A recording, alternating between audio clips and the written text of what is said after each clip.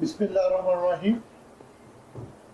आज Pakistan tax academy के 5वें सेशन के अंदर वर्कर्स वेलफेयर फंड के हवाले से सेशन हम करेंगे इंशाअल्लाह। सेशन के आगाज़ में तिलावत कुरान पाक से हम अपने दिलों को मुनव्वर करेंगे। मैं मखदूम रशीद एडवोकेट साहब से गुजारिश करूँगा कि वो आएँ और तिलावत कुरान पाक करें।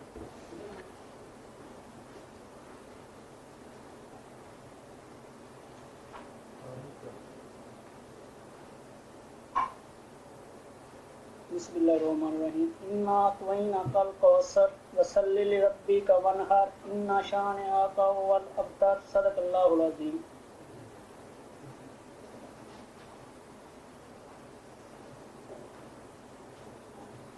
सेशन को आगे बढ़ाते हुए मैं गुजारिश करूँगा कि सारे एक दफ़ा नबी मुकर्रम सल्लल्लाहु अलैहि वसल्लम पर दुरूद पाक पढ़ें। अल्लाहुम्मा सल्लि अला मुहम्मद।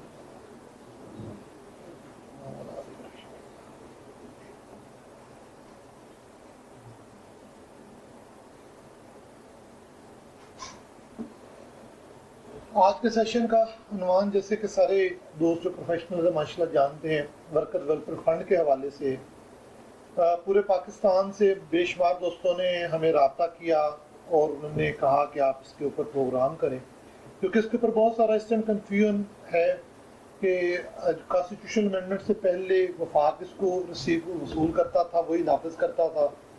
तो अभी ये सूबों को दे दिया गया है। सूबों ने भी कुछ ने कवानीन बना लिए, कुछ ने नहीं बनाए। कुछ जो हमारे पेंडिंग 2015, 16, 17 के साल थे कि अब उसमें जो रिकवरीज हैं वो वफाक करेगा कि सूबा करेगा। वर्कर्स वेलफेयर फंड जो फीस है कि टैक्स है, किस तरीके से का जो है लेजिस्लेचर इसको लागू कर सकता है, मनी बिल के ज़रिए या प्रॉपर एक्ट के ज़रिए। इसका पार्लियामेंट से पास होना ज़रूरी है या सिर्फ कौमी असम्बली से पास होना काफ़ी है और या इसको सेनेट से भी पास होना लाजम है।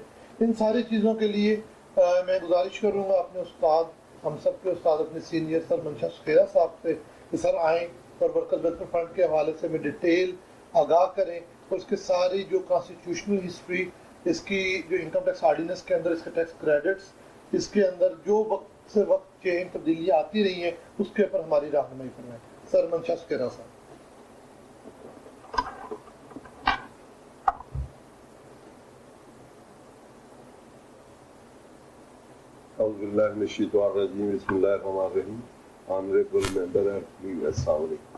आज का हमारा टॉपिक जो है वो with regard to worker welfare fund है, जो कि एक बर्निंग इशू है। आजकल इस पे डिपार्टमेंट ने बहुत से नोटिस दिए हैं, वो पिछले 5 सालों के, जो जिसकी असेसमेंटें हुई थी अंडर सेक्शन 122, 122(5) या 121, उसके नोट्स 138 के नोटिस डिफरेंट जितनी भी इंटिटीज हैं ऑलमोस्ट सारों को ही दिए।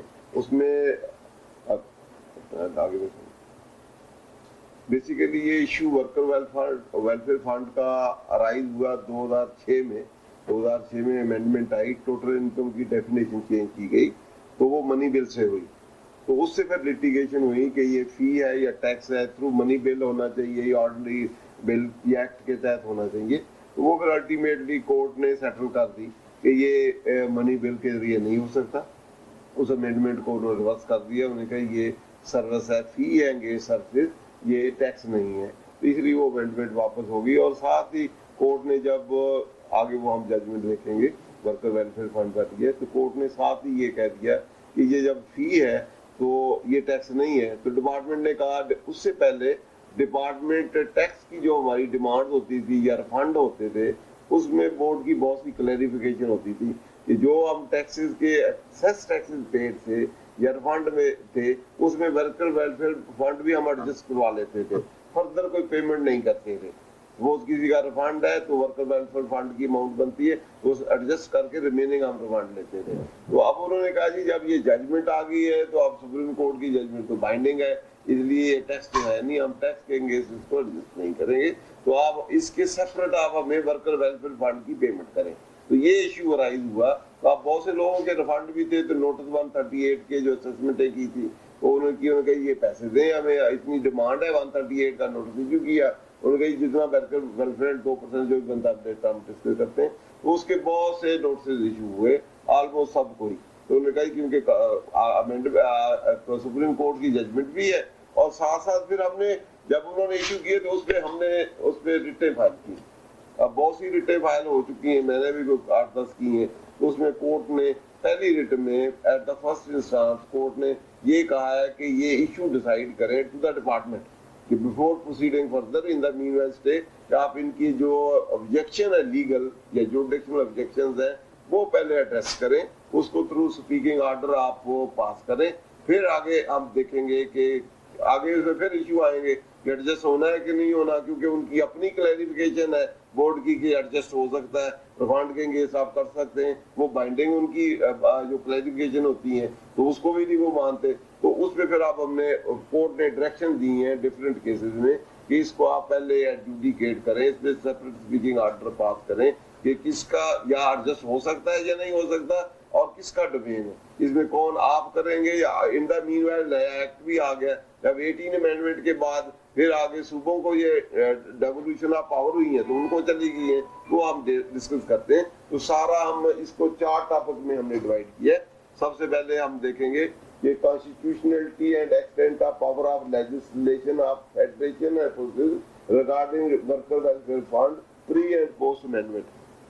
Pre and post amendment mean pre ये जो कॉन्स्टिट्यूशनल अमेंडमेंट है 2010 वाली, इससे पहले क्या पोजीशन थी और इसके बाद क्या पोजीशन हुई, तो इसमें हम ये देखेंगे, आगे डिटेल इसको देखेंगे। तो इसमें सारी पावर्स किसकी है, या फेडरेशन की पावर है या प्रोविंसेस की पावर है, इनकंसिस्टेंसी होगी तो कौन बेयर करेगा, प्रोविंसेस किस एक्सटेंट तक या किस टेरिटरी तक वो लेजिस्लेशन कर सकते हैं या किस सब्जेक्ट मैटर में कर सकते हैं, पहले किस पे कर सकते थे और बाद में किस पे लेजिस्लेशन हो सकती है, सब्जेक्ट मैटर उनके क्या हो सकते हैं। अगर इनकंसिस्टेंसी हो दोनों में तो फिर कौन सा प्रीवेल करेगा, या अगर फेडरेशन को प्रोविंसेस कहते हैं कि हमारा लॉ बना दे तो बना सकते हैं कि नहीं। और फिर इसमें मोस्ट इम्पोर्टेंट जो अब कंट्रोवर्सी आएगी वो ये होगी कि इंटर प्रोविंसेस एक एंटिटी है सारे पाकिस्तान में है, जैसे मैं कराची में हूँ तो मेरी ब्रांचेस सारे पाकिस्तान में है, तो मैं किसको वर्कर वेलफेयर फंड दूंगा, क्या सिंध वाला लेगा, पंजाब वाला लेगा या दूसरे बलोचिस्तान वाला लेगा या केपी वाला देगा, कौन लेगा, मेरी इनकम तो सारे पाकिस्तान में। तो इंटर प्रोविंसेस जो एस्टेब्लिशमेंट है उसमें कौन लेगा, क्या वो फेडरेशन 71 वाला ही लेगा, तो क्या उसको फिर वो लेंगे अपने इनकम टैक्स डिपार्टमेंट लेगा, दूसरे को प्रोविंसेस लेंगे। एक तो ये इशू है। दूसरा ये इशू है कि ये 71 वाला जो पुराना था, क्या इसको प्रोविंशियल असेंबली अमेंड कर सकती है, करके तो इसको रिपील कर सकती है या नहीं कर सकती, या अपना अलग ही बनाना है। दूसरा ये है कि ये 71 वाला कब तक रहेगा और नए वाला जो प्रोविंसेस का है वो कब से ऑपरेट होगा। फिर तीसरा जो क्वेश्चन है या डिस्प्यूट है इसमें, क्या पुराने साल नए के तहत गवर्न होंगे या पुराने लॉ पुराने के साथ चलेंगे और नए वाले नए के साथ चलेंगे जब वो आया, तो ये क्वेश्चन इसमें है। और दूसरा फिर हम इसमें आगे देखेंगे कि कितना पुराने में कितना वर्कर वेलफेयर फंड था, क्या थी बेसिस ऑफ चार्जेबिलिटी, क्या थी उसमें असेसमेंट क्या होनी थी, रिकवरी किसने करनी थी, अपील अगर है किसी ने असेसमेंट कर दी है तो पुराने की अपील कहाँ जानी है, नए की कहाँ जानी है, कोई लिमिटेशन है या नहीं है। तो ये सारे जितने भी इश्यूज हैं वो हम देखेंगे और फिर वो जो आगे लिटिगेशन चलेगी उसमें भी हमें हेल्पफुल होंगे। बेसिकली तो हम इसको डिस्कस करेंगे, क्वेश्चन आंसर भी करेंगे, लेकिन कोर्ट अल्टीमेटली डिटरमाइन करेगा। हम अल्टरनेटिव्स देखेंगे कि इसमें क्या पॉसिबिलिटीज है, कहाँ हम अपनी प्ली को ज्यादा स्ट्रेंथन कर सकते हैं। तो इसमें कुछ अमेंडमेंट है, अभी फाइनेंस ऑर्डिनेंस हमारा जो एक्ट है उसमें भी आई है, क्योंकि ये एक डिडक्टेबल एक्सपेंसेस है जो वर्कर वेलफेयर फंड पहले भी हम देते थे पुराने एक्ट के तहत भी। तो इनकम टैक्स ऑर्डिनेंस में 60A भी है जो वर्कर वेलफेयर फंड या वर्कर प्रॉफिट पार्टिसिपेंट एक डिडक्टेबल है, जैसे जितना आपने पे किया, जैसे दूसरे एक्सपेंडिचर होते हैं आपकी जो टैक्सेबल कैलकुलेट होनी है उससे पहले इसकी डिडक्शन भी होनी है। तो यहाँ भी क्योंकि वो पुराने लॉ में पुराने ऑर्डिनेंस का रेफरेंस था, उसमें 71 वाला जो वर्कर वेलफेयर फंड है एक्ट 1971 उसका रेफरेंस था, उसमें जो पेमेंट होगी या उसमें जो चार्ज होगा वो एज ए डिडक्टेबल एक्सपेंडिचर होगा। लेकिन क्योंकि अब हर प्रोविंस ने अपना किया है तो वहां भी उन्होंने अमेंडमेंट की है ताकि पुराने वाला रिपील हो गया तो नए वाले की अकॉर्डिंगली जो पंजाब वर्कर वेलफेयर फंड 2000 19 जो 2019 जो है फर्स्ट डे जुलाई 2020 से जो ऑनवर्ड एप्लीकेबल हुआ है, तो उसके अकॉर्डिंगली उन्होंने उसको अमेंडमेंट किए ताकि उससे उसकी कंसिस्टेंसी हो। उसके बाद फिर हम देखेंगे कि मोस्ट इम्पोर्टेंट, क्योंकि ये पुराने वाला लॉ जो है रिपील हुआ है, तो रिपील के क्या इम्पैक्ट है। रिपील जो है जनरल क्लॉजेज एक्ट में इसका सेक्शन 6 है और 264 है कॉन्स्टिट्यूशन में। हम वो देखेंगे कब, जब वो लॉ पे रिपील होता है। पहले हमने डिस्कस किया था कोई रिपील भी हो सकता है। हमने डिस्कस किया था कि एक स्टैच्यू जो होते हैं आपके परमानेंट या परपेचुअल नेचर के होते हैं, कुछ आपके टेम्पररी होते हैं। तो परपेचुअल जो होता है वो उसमें ये नहीं लिखा होता कि ये रिपील होगा या बिट होगा या इसकी कभी इसकी जो एक्सटेंशन बिट होगी या खात्मा होगा, बल्कि वो कैरी ऑन रहेगा। लेकिन लेजिस्लेटर एट एनी टाइम उसको रिपील कर सकता है, खत्म भी कर सकता है, विथड्रॉ भी कर सकता है। इसी तरह जो टेम्परेरी लेजिस्लेशन होते हैं या सनसेट लेजिस्लेशन कहते हैं, उनका टाइम फिक्स होता है या पर्पस फिक्स होता है। जब वो पर्पस अकम्प्लिश होगा या टाइम खत्म होगा, ऑटोमेटिक एक्सपायर हो जाएगा। तो दोनों में, रिपील में यूजुअली ये होता है कि पहला लॉ खत्म करके नया लॉ लाया जाता है। रिपील और ओमिशन में ये फर्क है कि ओमिशन में सर्टेन पार्ट या सर्टेन प्रोविजन जो है वो अमेंड किए जाते हैं, या ओमिट किए जाते हैं या सब्स्टिट्यूट किए जाते हैं, जबकि रिपील में होल लॉ खत्म करके एक नया लॉ लाया जाता है। तो नए लॉ में पिछले लॉ को रिपील किया जाता है। तो इसमें दोनों की हम अब रिपील में भी फिर देखेंगे कि पुराना लॉ जो है कहाँ तक ऑपरेट होगा और नए वाला क्या होगा। अपील के बाद साथ एक सेविंग भी होती है कि कौन कौन से बाज़ दफा जब नया लॉ आता है उसमें पुराने लॉ को, कुछ प्रोविजंस को या कुछ प्रोसीजर को या कुछ ट्रांजैक्शन को या उसमें कोई पेनल्टी या पास फ्लो ट्रांजैक्शन है या अथॉरिटी है, उनको प्रोटेक्शन दी जाती है कि उसको सेव किया जाता है कि ये उसी तरह ही चलेंगे। तो फिर उसके मुताबिक बेसिकली हमें देखना होगा लेजिस्लेटर की इंटेंशन क्या है। मोस्ट इंपॉर्टेंट चीज होगी कि कोई चीज प्रोस्पेक्टिव है या रिट्रोस्पेक्टिव है, इंटेंशन ऑफ द लेजिस्लेटर होगी। नए लॉ ऑलवेज, नया लॉ जो है later law always prevail over the old law. जितनी भी इनकंसिस्टेंसी ओल्ड और न्यू में लेटर लॉ हमेशा प्रिवेल करता है। जैसे जनरल लॉ जो स्पेशल लॉ है जनरल लॉ पे प्रिवेल करता है, इसी तरह लेटर लॉ जो है ओल्ड लॉ पे प्रिवेल करता है। ऐसे समझ ले कि लेटर लॉ इम्प्लाइडली रिपील करता है ओल्ड लॉ को जहां कहीं इनकंसिस्टेंसी हो। तो इन रूल को हम देखेंगे, साथ इसमें भी डिफरेंस दिए होंगे कि कब कब वो रिपील होगा, कब नहीं होगा। रिपील में एक और सिचुएशन भी होती है कि जब कोई लॉ रिपील होता है, अगर थर्ड टाइम एक लॉ है, एक पहले लॉ था, उसने उस लॉ को दूसरे लॉ ने रिपील किया तो नया आ गया, फिर तीसरे ने इसको रिपील किया। अब जब इसने उसको रिपील किया है तो अब ये रिपील होगा तो क्या पहले वाला रिवाइव हो जाएगा? तो पहले वाले का रिवाइव होगा कि नहीं होगा, इस पे भी होगा, क्योंकि एक रिपील है, इसने उसको रिपील किया, ये खत्म हो गया, तो इसमें पिछले वाला रिवाइव हो गया, वो होगा कि नहीं होगा, तो उस पे भी हम उसमें देखें। तो इसमें पहले वाले को हम देखते हैं कॉन्स्टिट्यूशनलिटी और प्री पोस्ट जो है आगे। इसमें ये आर्टिकल 141 है, एक्सटेंट ऑफ वो फेडरल एंड प्रोविंशियल लॉ के फेडरेशन ने या फेडरल असेंबली जो है या नेशनल असेंबली जो है या पार्लियामेंट जो है, पार्लियामेंट में आपकी नेशनल असेंबली, सेनेट और प्रेसिडेंट, तीन को हम पार्लियामेंट कहते हैं, उन्होंने किस टेरिटरी या किस एरिया के रिलेटेड लॉ बनाना है, उसकी extent of legislation, power of legislation कहाँ तक है। इस तरह प्रोविंशियल असेंबली या प्रोविंशियल लेजिस्लेटर जो है उनकी पावर किस टेरिटरी तक या किस सब्जेक्ट मैटर तक है, ये हम इसमें देखेंगे। उसके बाद ये पहले वाले में टेरिटोरियल है, दूसरे वाले में सब्जेक्ट मैटर है, देखेंगे। इनकंसिस्टेंसी है तो आर्टिकल 143 है, दोनों लॉ में, प्रोविंशियल में और उसमें इनकंसिस्टेंसी होगी तो कैसे रिजॉल्व होगी। अगर मजलिस पूरा अगर प्रोविंस कहता है कि विद कंसेंट के मेरी कंसेंट से हमारा लॉ बना दें, तो फेडरल लेजिस्लेटर फिर वो लॉ बना सकता है, तो उसकी क्या एक्सटेंट और स्कोप होगी, वो होगी। उसके बाद extent of executive authority of federation, federal government जो है वो कहाँ तक जो है क्या कर सकती है, उसका स्कोप क्या है। इस तरह प्रोविंशियल जो अथॉरिटी है, प्रोविंस की जो अथॉरिटी, एग्जीक्यूटिव अथॉरिटी, उसकी पावर क्या है। उसके बाद इंटर प्रोविंस ट्रेड, ये इंपॉर्टेंट है, जिसको जो हमारे टॉपिक में रेलेवेंट होगा 151, कि इसकी लेजिस्लेशन कौन करेगा।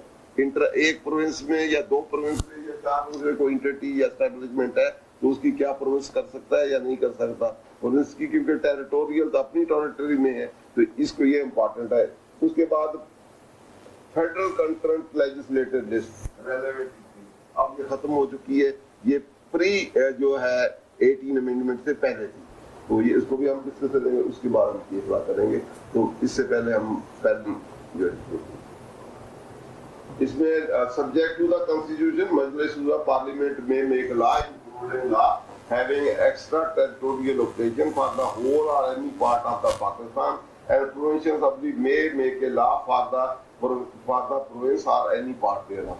It means ये territorial area है, जो पार्लियामेंट है वो पूरे पाकिस्तान या टोटल होल पाकिस्तान का या किसी का पार्ट का वो कोई भी लॉ बना सकती है। तो इसी तरह उसमें territorial jurisdiction of law making जो है with the parliament all Pakistan, Pakistan के अलावा कोई एक्स्ट्रा टेरिटरी जो पाकिस्तान में नहीं भी आती, जैसे बाटा था पहले, तो उसका एरिया का भी जो पाकिस्तान की टेरिटरी में या डेफिनेशन में नहीं भी आती तो उसके रिलेटेड कोई लॉ बनाना है तो वो भी पार्लियामेंट की जुरिडिक्शन का है, वो प्रोविंस का नहीं है। प्रोविंस की जुरिडिक्शन क्या है, with in the territorial area of जो प्रोविंस है, जैसे पाकिस्तान में पंजाब प्रोविंस है तो पंजाब प्रोविंस की एक टेरिटरी है, उसके रिलेटेड जो उसमें लॉ ऑपरेट होगा उसका लॉ की एक्सटेंट क्या होगी, उस एरिया से ऑपरेट होगा, उस एरिया से बाहर ऑपरेट नहीं होगा। तो उस टेरिटोरियल पॉइंट ऑफ व्यू से वो इस सेक्शन में अपनी टेरिटरी का या उसके पार्ट या जैसे लाहौर के लिए एक लॉ बनाते हैं या दूसरे के लिए या किसी पार्ट का या होल प्रोविंस के लिए प्रोविंशियल असेंबली लॉ बना सकती है। टेरिटोरियल ये आर्टिकल है 141 जो पावर ऑफ लेजिस्लेशन। नंबर 2 ये सब्जेक्ट मैटर है कि किस सब्जेक्ट पे आप लॉ बना सकते हैं। तो इसमें सबसे पहले federal legislative list, federal legislative पहले दो होती थी, एक फेडरल लेजिस्लेटिव 1 थी, एक कंकरेंट लेजिस्लेटिव, एक फेडरल लेजिस्लेटिव थी और दूसरी कंकरेंट लेजिस्लेटिव। फेडरल लेजिस्लेटिव में जो है वो लॉ सिर्फ पार्लियामेंट जो उसमें सब्जेक्ट मैटर डिस्क्राइब्ड है, जो एरिया जो फील्ड उसमें प्रेस्क्राइब है उसके रिलेटेड कोई भी लॉ बनाना है तो वो पार्लियामेंट का फंक्शन था, वो पार्लियामेंट की जुरिडिक्शन है। उसके रिलेशन से उन फील्ड के मतलब प्रोविंशियल असेंबली कोई लॉ नहीं बना सकती थी। जो कंकरेंट लेजिस्लेटिव थी पहले उसमें कंकरेंट मतलब दोनों को पावर थी, फेडरेशन को पावर पार्लियामेंट को भी थी, प्रोविंशियल असेंबली को भी पावर थी। उन लिस्ट में जो भी सब्जेक्ट मैटर डिस्क्राइब थे उसमें दोनों अपने लॉ बना सकते थे, प्रोविंस भी बना सकता था और वो साथ जो पार्लियामेंट है वो भी उसके रिलेटेड बना सकती। लेकिन 18 अमेंडमेंट और जो इन दोनों लिस्ट में सब्जेक्ट मैटर ना हो वो उन सब्जेक्ट मैटर में जो प्रोविंसेस है वो लॉ बना सकते हैं। उसमें फिर फेडरल असेंबली है या पार्लियामेंट है वो लॉ नहीं बना सकते थे। इसके बाद फिर अब जो 18 अमेंडमेंट में कंकरेंट लेजिस्लेटिव लिस्ट जो है वो ओमिट हो गई है। अब उसकी मिशन से उसके रिलेटेड जो लॉ फेडरेशन ने बनाए हैं, अब फेडरेशन की पावर तो वो खत्म हो गई, अब 2 लिस्टें है बल्कि एक ही लिस्ट है federal legislative list. Federal legislative में जो लॉ है जो सब्जेक्ट मैटर है उसके रिलेटेड जो लॉ बनाएगी पार्लियामेंट, उसके अलावा कोई भी सब्जेक्ट मैटर है उसके रिलेशन से लॉ प्रोविंशियल असेंबली बनाएगी जब वो प्रोविंस को सब्जेक्ट मैटर दे दिया गया। लेकिन जो पहले फेडरेशन है जो कंकरेंट लिस्ट खत्म हुई है और उसके रिलेटेड पहले लॉ जैसे यही पहले वाला 71 वाला जो था वर्कर वेलफेयर फंड ऑर्डिनेंस जो है वो 71 वाला उस फेडरल लेजिस्लेटिव जो करंट लेजिस्लेटिव लिस्ट है कंकरेंट है उसके तहत बना हुआ था। अब वो यूं ही वो खत्म हुई तो उसने खत्म के लिए उसकी वैलिडेशन को प्रोटेक्ट सेव किया गया, सेव करके 270 आर्टिकल है उसके तहत जितने लॉ पुराने बने हुए थे उसको सेव किया गया, सेव करके वैलिडेट किया गया और कहा गया कि ये उस वक्त तक ऑपरेट होंगे जब तक प्रोविंसेस अपने लॉ नहीं बना ले। जब अपने लॉ आएंगे वो ऑटोमेटिकली रिपील हो जाएंगे, एम्प्लॉयडली रिपील होंगे या खत्म हो जाएंगे या प्रोविंसेस जो है उसको खत्म करेंगे। तो ये पहले वाला 71 वाला ऑर्डिनेंस ऑलरेडी था उस तरह कंकरेंट लेजिस्लेटिव में, उसमें 27-28 की चीज है जो लेबर वेलफेयर से रिलेट करती है, उसके तहत ये लॉ बना हुआ था। जो ही 18 अमेंडमेंट आई कंकरेंट लेजिस्लेटिव खत्म होगी, ये प्रोविंशियल सब्जेक्ट बन गया, प्रोविंसेस में बनाना है, हर प्रोविंस अपना अपना लॉ बनाएगा वेलफेयर ऑफ द लेबर। तो जब अपना लॉ बनाएगा तो उस वक्त तक वो ऑपरेट करेगा जो फेडरल वाला है 71 वाला, जो ही इसका ला आएगा वो खत्म हो जाएगा, वो फिर ऑपरेट नहीं करेगा। लेकिन दूसरा हमने ये पढ़ा कि उसकी टेरिटरी तो सिर्फ पंजाब है, जो पंजाब बनाएगा वो सारे पाकिस्तान पे बना नहीं सकता, वो पंजाब तक ऑपरेट करेगा। लेकिन जो एंटिटी सारे पाकिस्तान में ऑपरेट करती हैं, इनकम तो उसकी सारे पाकिस्तान में से है, तो उस सिचुएशन में उस पे इंटरप्रेन्योर्स जहाँ जिसकी है, जो एंटिटी एस्टेब्लिशमेंट है, जो एम्प्लॉयर है, तो उसके लिए वो 71 वाला ही वो उसके तहत रन होगा, उसके तहत टैक्सेशन होगा। पाकिस्तान पूरे में उनके यूनिट्स हैं, फैक्ट्रीज हैं। हाँ जी, फैक्ट्री है, यूनिट है, ये ऑपरेट करता है। वो अब इनकम तो सारे पाकिस्तान में, वो इंटरप्रेन्योर्स का हम पढ़ेंगे आगे। तो इंटरप्रेन्योर्स में जो एंटिटी है, तो उसको कौन लाभ बना सकता है?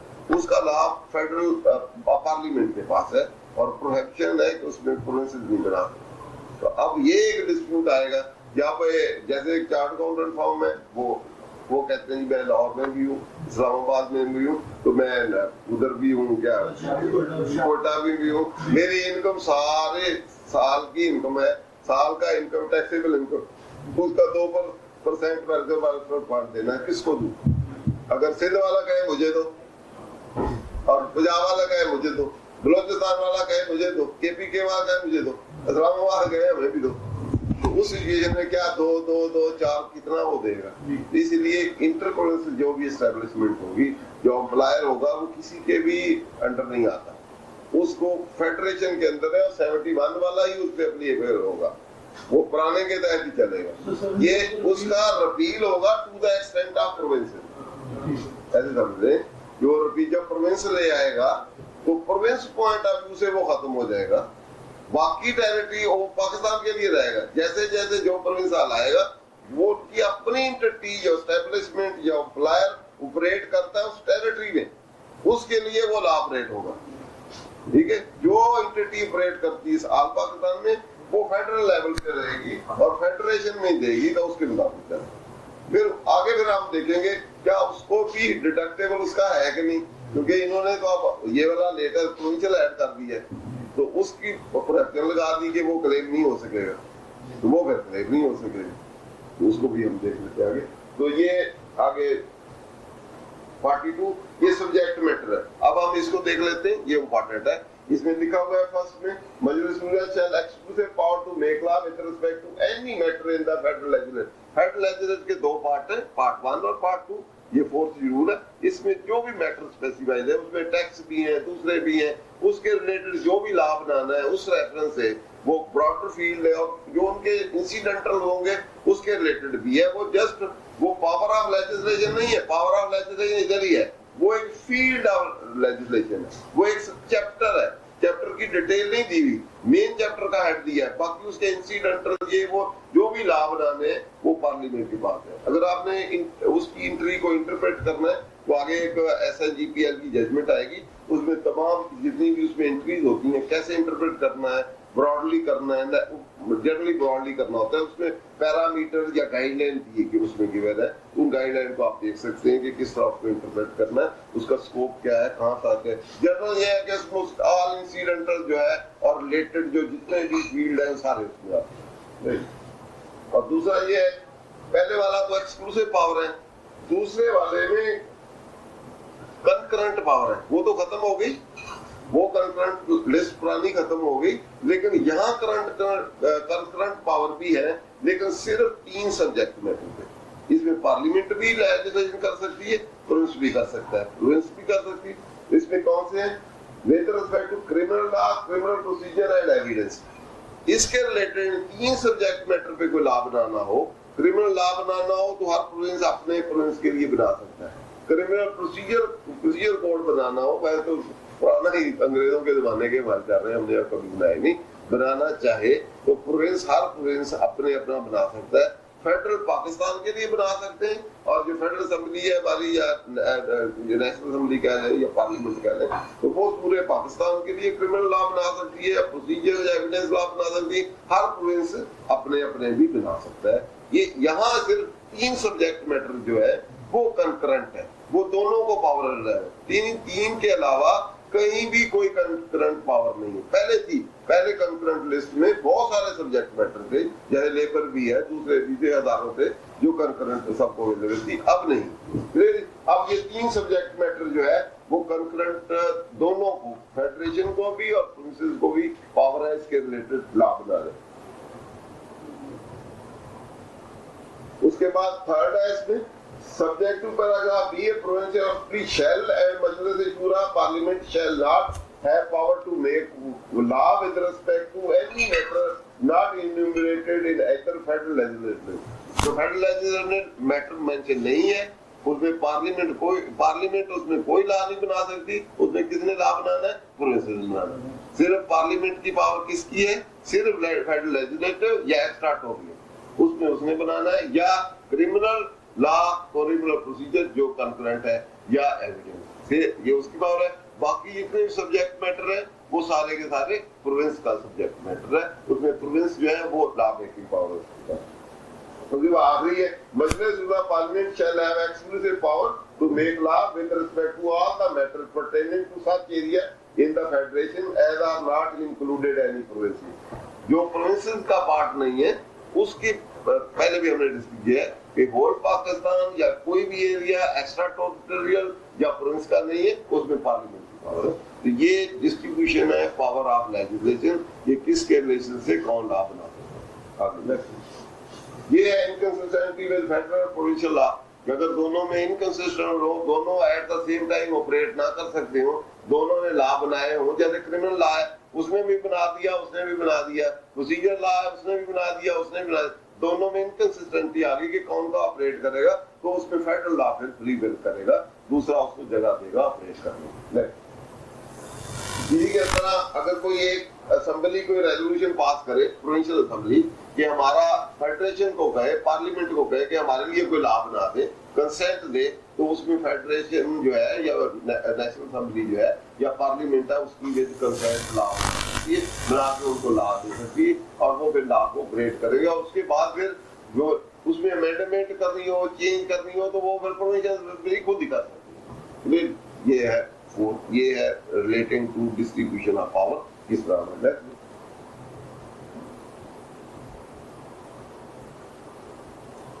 Extent of executive authority of federation, ये फेडरल गवर्नमेंट है कि फेडरल गवर्नमेंट किस हद तक, क्योंकि तमाम लॉ जो फेडरल असेंबली ने बनाना है या पार्लियामेंट ने बनाना है उसका एक प्रोसीजर है रूल ऑफ बिजनेस में।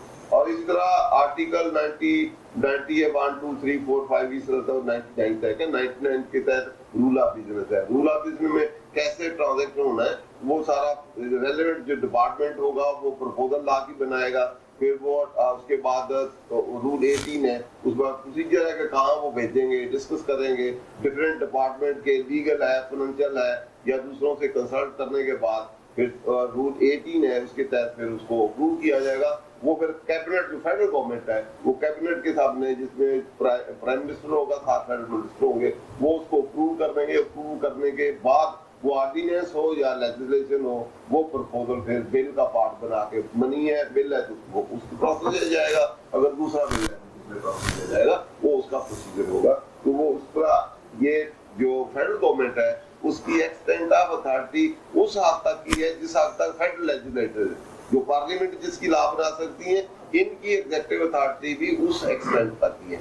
प्रोविंशियल असेंबली जो है इसी तरह उसकी एक्सटेंट ऑफ अथॉरिटी होगी जो अदर देन वो है, जिसके रिलेशन से प्रोविंशियल असेंबली लॉ बना सकती है। प्रोविंशियल गवर्नमेंट की अथॉरिटी एग्जीक्यूटिव अथॉरिटी उस हद तक की है। ये प्रोविंस वाली इसी तरह ये मोस्ट इम्पोर्टेंट था जो हम डिस्कस कर रहे थे कि जब ये 18 अमेंडमेंट आई है, 18 अमेंडमेंट के बाद कंकरेंट लिस्ट जब खत्म हुई है तो यहाँ ये ओवरराइडिंग सेक्शन है, ये 270 डबल है, इसमें 6 7 8 है।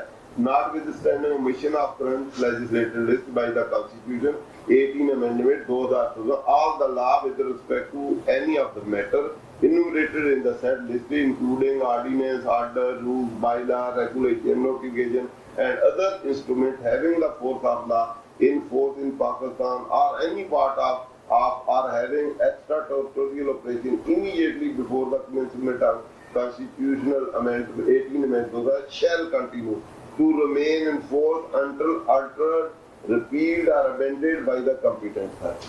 उस वक्त तक रहेंगे जब तक वो अनरिपील नहीं किए गए। तो उसके बाद not resident in the all taxes be levied under any law enforced immediately before the 18 amendment shall continue to be levied unless they are varied abolished by the act of applicable legislation. अब जब वो खत्म हो जाएगा पुराना law तो नया आ जाएगा प्रोविंस का, तो उसके मुताबिक वो ऑपरेट हो जाएगा। इधर आगे official of content the process of devolution of matter mention in the set list to the province shall be completed by 13 June 2011 तक इसको वो इम्प्लीमेंट करना था। उसके बाद for the purpose of devolution of process under class 8 the federal government shall constitute an implement commission as it may deem fit within 15 days of the commencement of constitution 18 amendment होगा। तो basically ये है validation clause कि वो कब तक उन्होंने रहना पुराने ने और कब उसने खत्म हो जाएगा। तो इसकी कंस्ट्रक्शन हम देखते हैं। ये इंटर प्रोविंस मोस्ट पार्ट जो हम था आप डिस्कस कर रहे थे कि जो ऑपरेट कर रहे जो है एम्प्लॉयर हो, एंटिटी हो या अदरवाइज कोई इंटर प्रोविंस ट्रेड हो या कॉमर्स हो या इंटरकोर्स हो, तो आपस में लिंक डीलिंग हो, तो उसके रिलेटेड किसमें लॉ बनाना। तो इसमें subject to class 3 trade commerce intercourse throughout Pakistan shall be free. मजलिस शूरा पार्लियामेंट में by law impose such restriction on the freedom of trade commerce intercourse between one province and other within any part of Pakistan as may be required in the public interest. ये parliament की बात होगी। उसके बाद है provincial provincial government shall not have a power to make any law, take any executive action, prohibition, restriction, the entry into or export from the province of goods of any class of description. जब province को prohibition होगी, जब यहाँ से वहाँ ना उसमें tax लगा सकते हैं, ना उसमें कोई कंडीशन, ना लिमिटेशन वो नहीं लगा सकते। इसी तरह have no power to impose a tax which as between the goods manufactured produced in the province and similar goods not so manufactured produced discriminate in favor of farmer goods or which in the case of goods manufactured produced outside the province discriminate between the goods manufactured and similar goods manufactured produced in any area in Pakistan. तो इसी तरह act of provincial assembly which imposes any decision in the interest of public health, public order, morality or for the purpose of protecting animal, plant from the disease or prevention or alleviating any serious shortage in the province of an essential commodity shall not, if it was made with the consent of president, be invalid. अगर consent president कौन है? वो part of the parliament है। तो यहाँ अगर public welfare या health safety का कोई लाभ बनाना है तो वो फिर उसकी कंसेंट से होगा तो वैलिड होगा, कंसेंट से नहीं होगा तो वो इनवैलिड होगा। नेक्स्ट, इसलिए इंटर प्रोविंसेस जितनी भी ट्रेड होगी, कॉमर्स होगी, उसके रिलेटेड जो लेजिस्लेशन होगी वो प्रोविंस को नहीं होगी, वो पार्लियामेंट को होगी। तो इसीलिए हमने कहा जो एंटिटी जो या एम्प्लॉयर या एस्टेब्लिशमेंट जो ऑपरेट करेगी all over the Pakistan, inter province operate करेगी तो उस पे वो प्रोविंशियल लेजिस्लेशन नहीं लगेगी, वो कराने के तहत।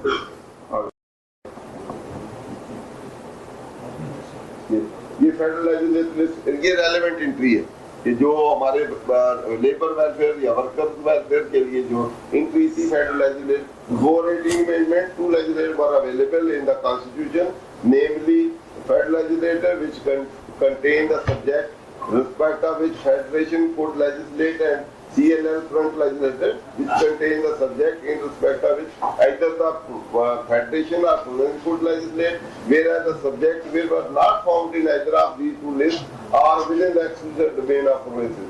The entry number 26 30 of current legislature and fourth schedule dealt with the issue of trade, union, labor law which are controlled by Article 7 thereof.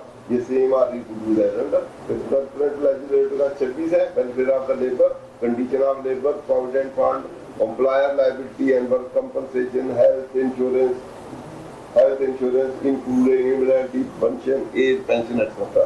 उसके बाद है trade union, industrial labour dispute, regulation of labour safety, mine, factory, oil field, introduction and passing of ये 70 वाला जो bill कैसे originate होना है, कहाँ से होना है, 70 और 73 तक करना है अदर देन मनी, और 73 करता है मनी बिल, जो टैक्स का हो, टैक्स की नया पेट्रोल लगनी हो, पुराने को खत्म करना हो, या कोई अल्ट्रेशन करनी हो, अमेंडमेंट करना हो, रेगुलेशन ऑफ टैक्स हो, या कंसोलिडेटेड फंड हो, या पब्लिक अकाउंट हो, उस लेके उन्होंने 73 में कुछ सबसेक्शन 2 में आर्टिकल 73 है, उसमें स्पेसिफाइड है कि ये एरिया जो है इसको समझा जाएगा कि ये मनी बिल के हैं, उसके अलावा जितने होंगे वो ना होंगे।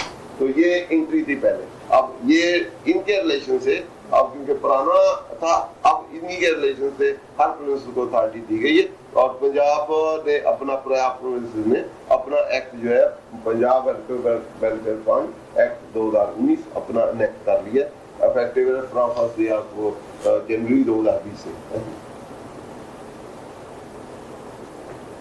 हाँ जी। तो इसके रिलेशन से ये केसला है, तो एंट्री क्या है, प्रोविंशियल पावर क्या है, फेडरेशन की पावर क्या है, कॉम्पिटेंसी क्या है। तो ये पहले वाला 2018 और ये इस वाला है। मुस्तफाम टैक्स भी फेडरेशन क्या है, उसके बाद सिंध रेवेन्यू है, इसमें फेडरेशन और उसकी क्या जुडिक्शन है, कहाँ तक ऑपरेट करते हैं। उसके बाद लाई कार्टन है कि एंट्री जो फेडरल लेजिस्लेटिव लिस्ट में या अदरवाइज में उनका स्कोप क्या है, क्या फॉल करता है, क्या नहीं करता। तो ये इनमें पहले वाला मोस्ट इम्पोर्टेंट है, उसमें फेडरेशन वर्सेस प्रोविंस वाले में जो आपने डिस्कस किए वो सारे हैं, लास्ट टाइम भी हमने डिस्कस किए थे, तो आप इनको देख सकते हैं। अगर नेक्स्ट ये मोस्ट अब हमारा है, ये है पुराने का मुताबिक, तो इसका आप देखेंगे इसका स्कोप क्या है, चार्जेबिलिटी क्या है, असेसमेंट क्या है, रिकवरी क्या है, एक्सटेंट ऑफ इन्फोर्सेबिलिटी क्या है। वैसे तो हमने डिस्कस कर लिया, इसलिए प्रीएम्बल है, डेफिनेशन है, तो इसको दोनों को कंपैरिजन करें तो आप टैक्सेशन अफसर था पुराना जो इनकम टैक्स डिपार्टमेंट वाले ने उसी को डिफाइन किया था। अब जो नया एक्ट आया है उसमें अथॉरिटी है, तो अथॉरिटी मीन पीआरए है, तो आप टैक्सेशन ऑफिसर जी उसको हम देखेंगे, तो आप कौन करेगा, इसकी चार्जेबिलिटी, असेसमेंट, रिकवरी जो है वो पीआरए करेगा। जिस तरह पीआरए करेगा तो अपील छील जो है, जो सेल हमारा sale tax on service act है, उसमें जहाँ जो उनका कमिश्नर है वहाँ अपील जाती है, ट्रिब्यूनल है उनका अपना है पीआरए को, तो वहां जाएंगी, हर प्रोविंस की अपना अपना जाएंगी, और लिमिटेशन नहीं। इस तरह वर्कर की डेफिनेशन जो इसमें है वो वही उसी में हम लेटर ऑन देख लेते हैं क्या डेफिनेशन है। तो इसमें यूजुअल ये है कि जो स्किल्ड या अनस्किल्ड हो, लेकिन जो सुपरवाइजरी या मैनेजमेंट में ना हो, जिनकी सैलरी मिनिमम सैलरी हो उससे कम हो उसकी लिमिट है, तो वो वाले लेबर होंगे, ये उनके लाभ होंगे। ये मोस्ट इम्पोर्टेंट है जो सेक्शन 4 है, इसका भी सेक्शन 4, उसका भी सेक्शन 4, इसको हम कंपैरिजन करेंगे, इसी को देख लेंगे। तो ये वाला मोस्ट इम्पोर्टेंट है जिसमें चार्जेबिलिटी भी है, तो चार्ज कब होना है, लायबिलिटी किसकी है, और पे कब करना है, और डिटर्मिनेशन या असेसमेंट कौन कर सकता है, असेसमेंट के बाद रिकवरी कौन कर सकता है, अगर उससे आप एग्रीड है तो आपने अपील फाइल कहाँ कर सकते हैं। और उसके बाद इसी के अंदर आगे हम देखेंगे जो नया है, तो उसमें क्या वो पुराने की भी रिकवरी कर सकता है कि नहीं कर सकता, उसमें भी है। फिर कब तक वो असेसमेंट है और रिकवरी कर सकता है, लिमिटेशन क्या है वो देखेंगे। इसका भी 4 है, उसका भी पहले 4 है। उसके पेमेंट आप वो फर्दर अमाउंट है, अगर कोई डिफॉल्टर हो तो ना पे कर सके तो फिर उसमें किस तरह कितना देना है, उसके purpose of money in which fund में भी अप्लाई का क्या पर्पज है, इसमें भी वही पर्पज है, वहाँ प्रोविंशियल लेवल के पर्पज है, यहाँ फेडरेशन लेवल के पर्पज है, वही वेलफेयर है, अकोमोडेशन है, जो भी एम्प्लॉय के या वर्कर के जो मसाइल होते हैं, मेडिकल है या उसके कन्वेंस है या दूसरी चीजें हेल्थ है, तो इस तरह के इंजीनियरिंग के लिए अप्लाई हो सकते हैं। उसके बाद एग्जम्पशन है, इसमें फेडरल गवर्नमेंट थी वो एग्जम्पशन दे सकती थी, उसमें प्रोविंशियल गवर्नमेंट होगी वो दे सकती है। डेलीगेशन पावर, नीचे किसको पावर दी सकती है, power to limit reduce amount, ये पावर भी दी थी। प्रोटेक्शन ऑफ एक्टिंग, अगर किसी ने ऑफिसर ने, ये हर लॉ में ही होता है कि कोई भी पब्लिक अथॉरिटी जो भी काम करते हैं यही समझा जाता है कि वो गुड फेथ करती है। हम ये नहीं कर सकते कि महिला पार्टी किया है उसके खिलाफ फर्दर एफआईआर या दूसरे क्लेम हम नहीं कर सकते, इसका पावर टू मेक रूल। इसमें प्रीएम्बल है, प्रीएम्बल में बेसिकली प्रीएम्बल की होता है हर लॉ का, तो बेसिकली इसमें यह है कि रेजिडेंशियल अकोमोडेशन या अदर फैसिलिटी का वर्कर जो है उसके लिए ये जितना फंड होगा उस पर्पज के लिए लॉ बनाया गया ताकि उनकी वेलफेयर के लिए हो। तो जब वो आएगा तो किसी स्पेसिफिक के लिए नहीं, क्लास के लिए होगा, सारे जो डेफिनेशन में फॉर्म करेंगे उनके लिए होगा। कंप्लायर है the same mean as industrial relation ordinance है, इसकी भी वही डेफिनेशन दी गई जो हायर कर रही है हमारा जो कंप्लायर अप्लाई कर रिलेशन होता है। इसी के अब आगे चलते हैं क्योंकि आगे ये सेम चीजें हमें आगे डिस्कस करनी।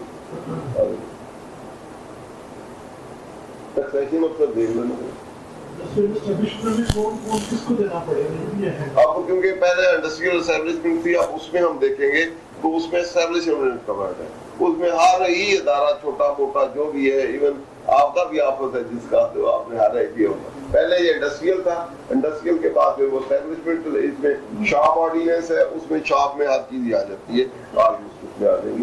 तो ये इसमें ये डिफाइन है पाकिस्तान शॉप में, उसमें पहले इसका स्कोप लिमिटेड था, ब्रॉडन कर दिया, जो भी आप जिसका भी आपस ऑपरेट कर रहे हैं, ट्रेड है, सैलरी ये वो सारे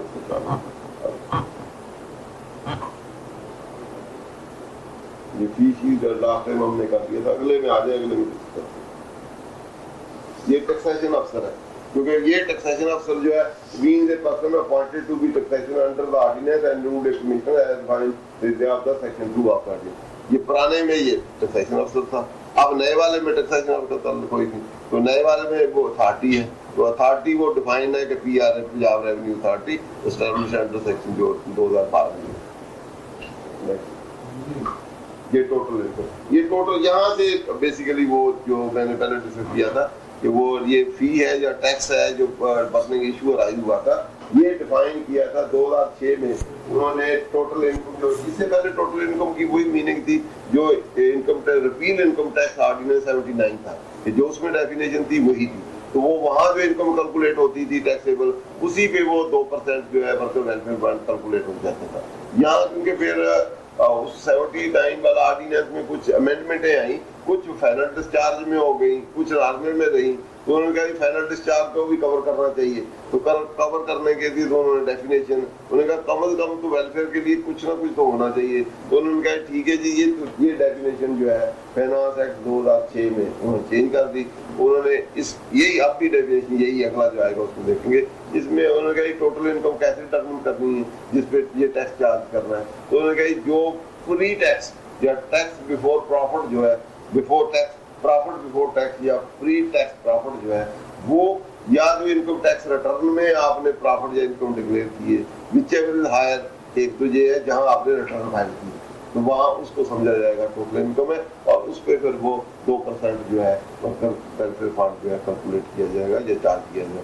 दूसरी सिचुएशन ये है कि यहाँ आप return, you are not required to file return, और आप स्टेटमेंट फाइल करते हैं, तो स्टेटमेंट फाइल करते हैं, तो उस सिचुएशन में फिर क्या होगा, फिर उस सिचुएशन में उन्होंने कहा है कि एज पर अकाउंट्स में जो आपने प्रॉफिट डिक्लेयर किया है बिफोर टैक्स या 4% ऑफ रिसीट, नहीं हार्स तो है, हम आगे फिर इसको भी देख लेते हैं, 4% ऑफ रिसीट में ये वर्कर वेलफेयर फंड नहीं है, ये इनकम है, इनकम का आगे 2% है, ये इनकम है, ठीक है। आज से इसका 4% तो बहुत ज्यादा है, वो तो आप जो समझे, ये 4% ऑफ डिक्लेयर रिसीट की टोटल इनकम, वो 2% है, ये पहले इनकम आपने कैलकुलेट करनी है, हाँ जो भी इनकम कैलकुलेट कर रहे हैं पहले इनकम कैलकुलेट करके टोटल इनकम का, फिर आगे वर्कर वेलफेयर फंड है 2%, ठीक है। इनकम कैसे कैलकुलेट होगी, ये 2 सिनेरियो दे दिए गए, ठीक है। पहला सिनेरियो क्या है, उनमें से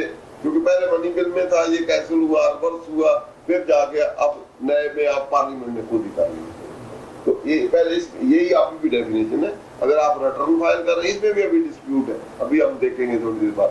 तो पहले वाला तो क्लियर है कि ये अकाउंटिंग प्रॉफिट, आपने प्रॉफिट लॉस नया प्रॉफिट बिफोर टैक्स इतना है, और उसको रिटर्न में आपने फाइल की, उसमें देखा उसने आपकी इनकम टैक्सेबल इनकम की नहीं देखी, दोनों को कंपैरिजन किया, हार उठाया और उसका 2% कैलकुलेट किया। दूसरी सिचुएशन ये है कि आपने प्रॉफिट बिफोर टैक्स उसी तरह लिया, और जो आपने 115(4) की आपने फाइल की है उसका 4% लिया और हायर देख लिए। और तीसरा ये कि जिसका कंबाइंड भी नॉर्मल भी हो और वो भी हो, तो उसमें क्या करना है, इसमें कोई प्रोविजन नहीं। तीसरा ये कि 115(4) तो अब खत्म होगी, 115(4) तो अब वैसे ही उन्होंने 115(4) तो खत्म नहीं कर दिया, कर दिया तो मिनिमम स्टार्ट हुआ है, तो वो सारा ही नॉर्मल है, बिल्कुल कम हो गई। ठीक है, वो सारा ही नॉर्मल है। अब पहले वाला ही ऑपरेट करेगा, दूसरे वाला रहेगा ही नहीं। पहले वाला अकाउंटिंग प्रॉफिट बिफोर टैक्स और दूसरा आपका रिटर्न में जो दिया आपने दिया है विच एवर इज हायर वो आपको पता लगेगा। ये वाला रिटेंडेंट दिए, ठीक। और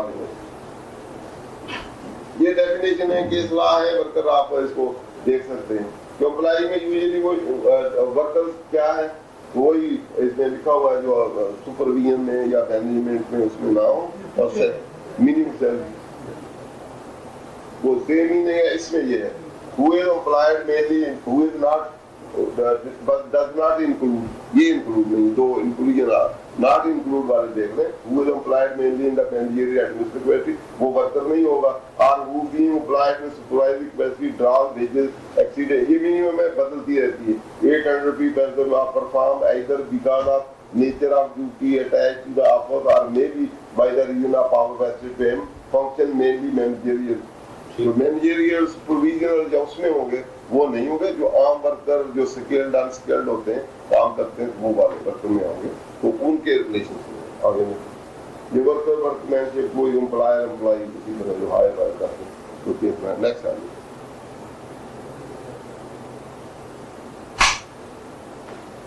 ये चार्जेबिलिटी, ये कुछ है कि अब इसमें कोई इशू है कि ब्रॉड फॉरवर्ड लॉसेज है, तो वो क्या है, वो उसी तरह ही आप टैक्सेबल इनकम आपने brought forward carry forward losses ये वो डेप्रिसिएशन सब कुछ करके फिर नेट टैक्सेबल इनकम कैलकुलेट करनी, फिर अकाउंटिंग प्रॉफिट के साथ कंपैरिजन करनी। तो कई इशू आए हैं कि किसी की एग्जाम्प्ट इनकम है तो फिर उस पर एप्लीकेबल होगा कि नहीं होगा। पहले तो नहीं था, पहले क्योंकि वही डेफिनेशन थी जो इनकम टैक्स में थी। जब वो डेफिनेशन चेंज हो के आई तो एग्जाम्प्ट वाले भी लगना शुरू हो गया, क्योंकि अकाउंटिंग प्रॉफिट तो उसका था, वहां लिखा हुआ है कि विच एवरेज हायर। तो ये जो जितने adjustment losses brought forward depreciation losses ये just for the calculation of वो टैक्सेबल इनकम है जो रिटर्न में आपने फाइल करनी, क्योंकि वहां तो कंपैरिजन करना है इस रिटर्न का प्रॉफिट और दूसरा जो अकाउंटिंग प्रॉफिट है जो हायर हो लेना है। अकाउंटिंग प्रॉफिट किसको कहेंगे, जो क्या है अकाउंटिंग अकाउंटिंग प्रॉफिट से मुराद ये है कि जो आपको as a international accounting practice में आपको टोटल इनकम जो भी आपने मेथड अप्लाई किया है, अक्रूवल है या शीट बेसिस है, रेवेन्यू होंगे, उसमें आपके डायरेक्ट कास्ट होगी, फाइनेंशियल कास्ट होगी, एडमिनिस्ट्रेटिव कास्ट होगी, मार्केटिंग कास्ट होगी, लेस करेंगे। उसके बाद ये जितने आपके फाइनेंशियल चार्जेस हैं या अदर ऑपरेटिंग नॉन ऑपरेटिंग है वो एक्सपेंस करेंगे, ये फंड भी लेस करेंगे। उसके बाद प्रॉफिट आ जाएगा बिफोर टैक्स। अब इसमें जैसे डेप्रिसिएशन अकाउंटिंग का अपनी एक मेथोडोलॉजी है, वहाँ अपने एक प्रोसीजर है, टैक्स में एक अपने प्रोसीजर है। टैक्स में जैसे इनिशियल अलाउंसेस है 40% पहले साल ही, वहाँ नहीं आप ले सकते। अब उस अकाउंटिंग प्रॉफिट से फिर आप आगे ऐड लेस करते हैं, कौन से आपके एडमिसिबल एक्सपेंस है वो रहेंगे जो इन्वेंटरी में आप ऐड कर लेंगे। इस तरह कुछ चीजें आपकी अलाउंसेस ज्यादा है उससे वो आप क्लेम कर लेंगे। ये अकाउंटिंग प्रॉफिट से आप रिकंसाइल करते हैं टू द टैक्सिंग प्रॉफिट। तो ऐड लेस करने से डिविजिबल इंडिविजुअल इनकम एक्सपेंस या अलाउंसेस डेप्रिसिएशन प्रॉफिट लॉसेस ये वो सारा इकट्ठा करके फिर आप कैलकुलेट करते हैं टैक्सेबल प्रॉफिट। टैक्सेबल प्रॉफिट और अकाउंटिंग प्रॉफिट रिकंसिलिएशन आइटम है आपके इन बिटवीन द टू। अब दो रिकंसिलिएशन के बाद वो भी आ गया वो भी आ गया, दोनों को आपने कंपेयर करो। बाद दफा आपका टैक्सेबल प्रॉफिट जो है वो अकाउंटिंग प्रॉफिट से ज्यादा हो सकता है। हो सकता है डेप्रिसिएशन पिछले सालों में आपने 40 ले ली हो तो अगले सालों में तो नहीं मिलेगी, वहां उसकी 10% ही रहेगी।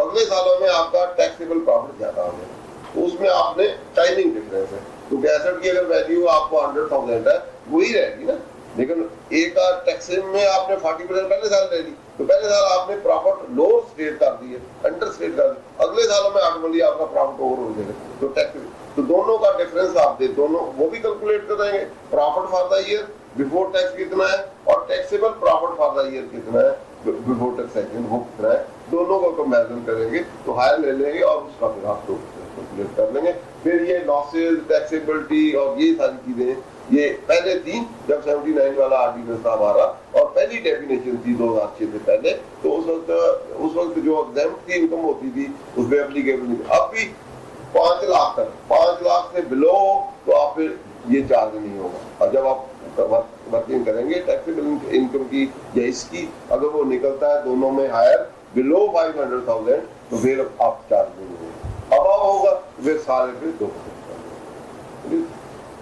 तो ये चार्जेबिलिटी के प्राफॉर्ड होगा, ये पुरानी है सारी, अब नहीं है, क्योंकि अब तो डेफिनेशन ही बदल गई है ना। तो पहले आपकी असेसमेंट, वैसे आप टैक्सेबल इनकम कैलकुलेट करने के लिए ये सारे अकाउंट पार करेंगे आप, वो टैक्सेबल में ये सारी चीजें उसी तरह रहेंगी, लेकिन टैक्सेबल इनकम बढ़ भी सकती है, इससे कम भी हो सकती है, और कंपैरिजन आपने अकाउंटिंग प्राप्त करना। ये मोड बेनिफिट चार्जेबिलिटी ये 79 वाले थे, हम इसको छोड़ देते हैं, अगले वाला जो लेटेस्ट है उसको हम देख लेते हैं। इसमें 2% उसी तरह ही है, कैलकुलेशन उसी तरह ही है, असेसमेंट इसमें टैक्सेशन ऑफिसर ने करनी थी, उसने रिकवरी करनी थी, इनकम टैक्स ऑर्डिनेंस सारा लगना था, अपील भी उसकी होनी थी, सब कुछ 70 पुराने के तहत इनकम टैक्स ऑर्डिनेंस जो है उसके मुताबिक होना था। अब नेक्स्ट पे आ जाते हैं, क्योंकि इशू हमारा उससे अराइज होगा, क्या वो रिट्रोस्पेक्टिव है या नहीं है, या उसमें क्या है। ये 71 मान लेना, फर्दर अगर आप डिफॉल्ट करते हैं तो उसका फेडरल गवर्नमेंट दे सकती है, ये रिडक्शन वाली, प्रोटेक्शन वाली, ये ऑब्जेक्टिव पर्पस वो इसमें भी वही है, उसमें वही, वो प्रोविंशियल लेवल पे। हाँ, वो पीआर है जो आगे नीचे दे सकती है, जैसे हमारे एफपीआर है, एफपीआर को पावर हो तो चीफ कमिश्नर को उनको लोअर अथॉरिटी को पावर, असेसमेंट की, रिकवरी की, किसी को पावर दे सकती है, वो ये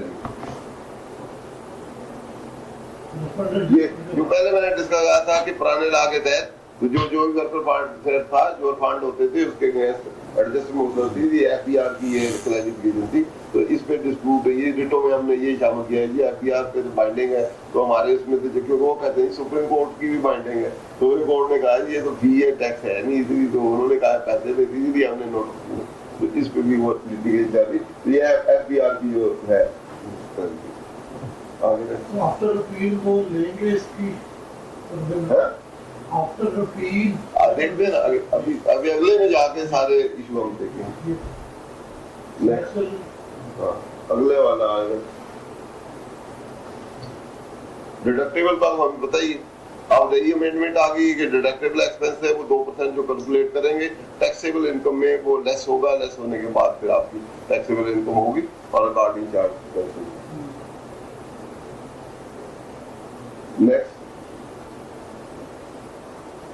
ये कैलकुलेशन का मेथोडोलॉजी कैसे कैलकुलेट होगा, तो पहले कैलकुलेशन और थी, अब और कैलकुलेशन का तरीका और बदल गया है, क्योंकि अब तो आपने दोनों को, टैक्सेबल इनकम को और उसको आपने कैलकुलेट करना है, अकाउंटिंग प्रॉफिट को, और जो हायर हो उसका लेके 2% कैलकुलेट करना है। और पुरानी मेथोडोलॉजी ये थी 79 वाला जो ऑर्डिनेंस था, क्योंकि ये एक डिडक्टेबल एक्सपेंस था, तो जब हम इनकम कैलकुलेट कर लेते थे टैक्सेबल इनकम, तो उससे, क्योंकि ये एक डिडक्टेबल एक्सपेंस था, तो हम जो अमाउंट होती थी वो इक्वल टू 102 होती थी, 100% लगाए तो उसको 102 से डिवाइड कर सकते, तो अगर उसको 100 से मल्टीप्लाई करते थे तो टैक्सेबल इनकम कैलकुलेट हो जाती थी, 2 से मल्टीप्लाई करते थे तो आपका वर्कर वेलफेयर फंड नहीं होता, क्योंकि जो प्रॉफिट या टैक्सेबल इनकम आती थी वो before charging of worker welfare fund होती थी, वो इक्वल टू होती थी 2% लगना है तो 2% तो टैक्सेबल का लगना है, जो आफ्टर दैट है वो बिफोर दैट थी, तो इसलिए वो 102 के बराबर थी, 102 के बराबर, उसमें से 100 टैक्सेबल था, 2 आपका वर्कर था, इसलिए उसको पहले 102 से डिवाइड करते थे, मल्टीप्लाई 2 करके वेलफेयर कैलकुलेट करते थे, और 100 से मल्टीप्लाई करते थे, या 2 जो कैलकुलेट हो उसमें से लेस कर लें तो ऑटोमेटिकली बाकी आपका जो टैक्सेबल इनकम कैलकुलेट हो जाती थी। तो इसमें भी लिटिगेशन रही है कि रिवर्स करें, ऐसे करें, किस तरह करें, तो उसमें भी सुप्रीम कोर्ट। हाँ, अब इस पे हम मोस्ट इम्पोर्टेंट जो है,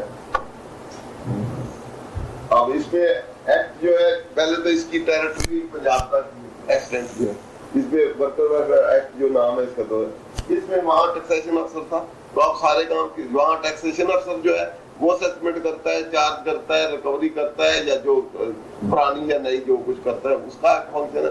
अब इसमें किसका फंक्शन होगा? अथॉरिटी। अथॉरिटी में Punjab revenue established under Punjab revenue authority 2012 इसके फंक्शंस होंगे। अब रेवेन्यू अफसर या टैक्सेशन अफसर नहीं है इसके, उसके पास अथॉरिटी एम्प्लॉय वही उसी तरह जो उधर मीनिंग है वही बात है। एस्टैब्लिशमेंट वहाँ इंडस्ट्रियल एस्टैब्लिशमेंट थी, यहाँ simple has the same meaning as find section industrial relation 2010 में उसमें हर चीज ऑलमोस्ट हर जितनी भी कोई एस्टैब्लिशमेंट शॉप ये वो है वो सारी शामिल है। उसके बाद फंड मीन जो फंड इसके तहत होगा governing body mean government council under section 8 government of Punjab वहाँ फंड गवर्नमेंट थी। अब सिर्फ टू द एक्सटेंट जहाँ भी गवर्नमेंट का फंड होगा वहाँ फंड गवर्नमेंट नहीं की पंजाब की टेरिटरी की होगी। इस तरह president mean president of the fund secretary mean ये यहाँ टोटल इनकम आगे करेंगे टोटल देख लेंगे।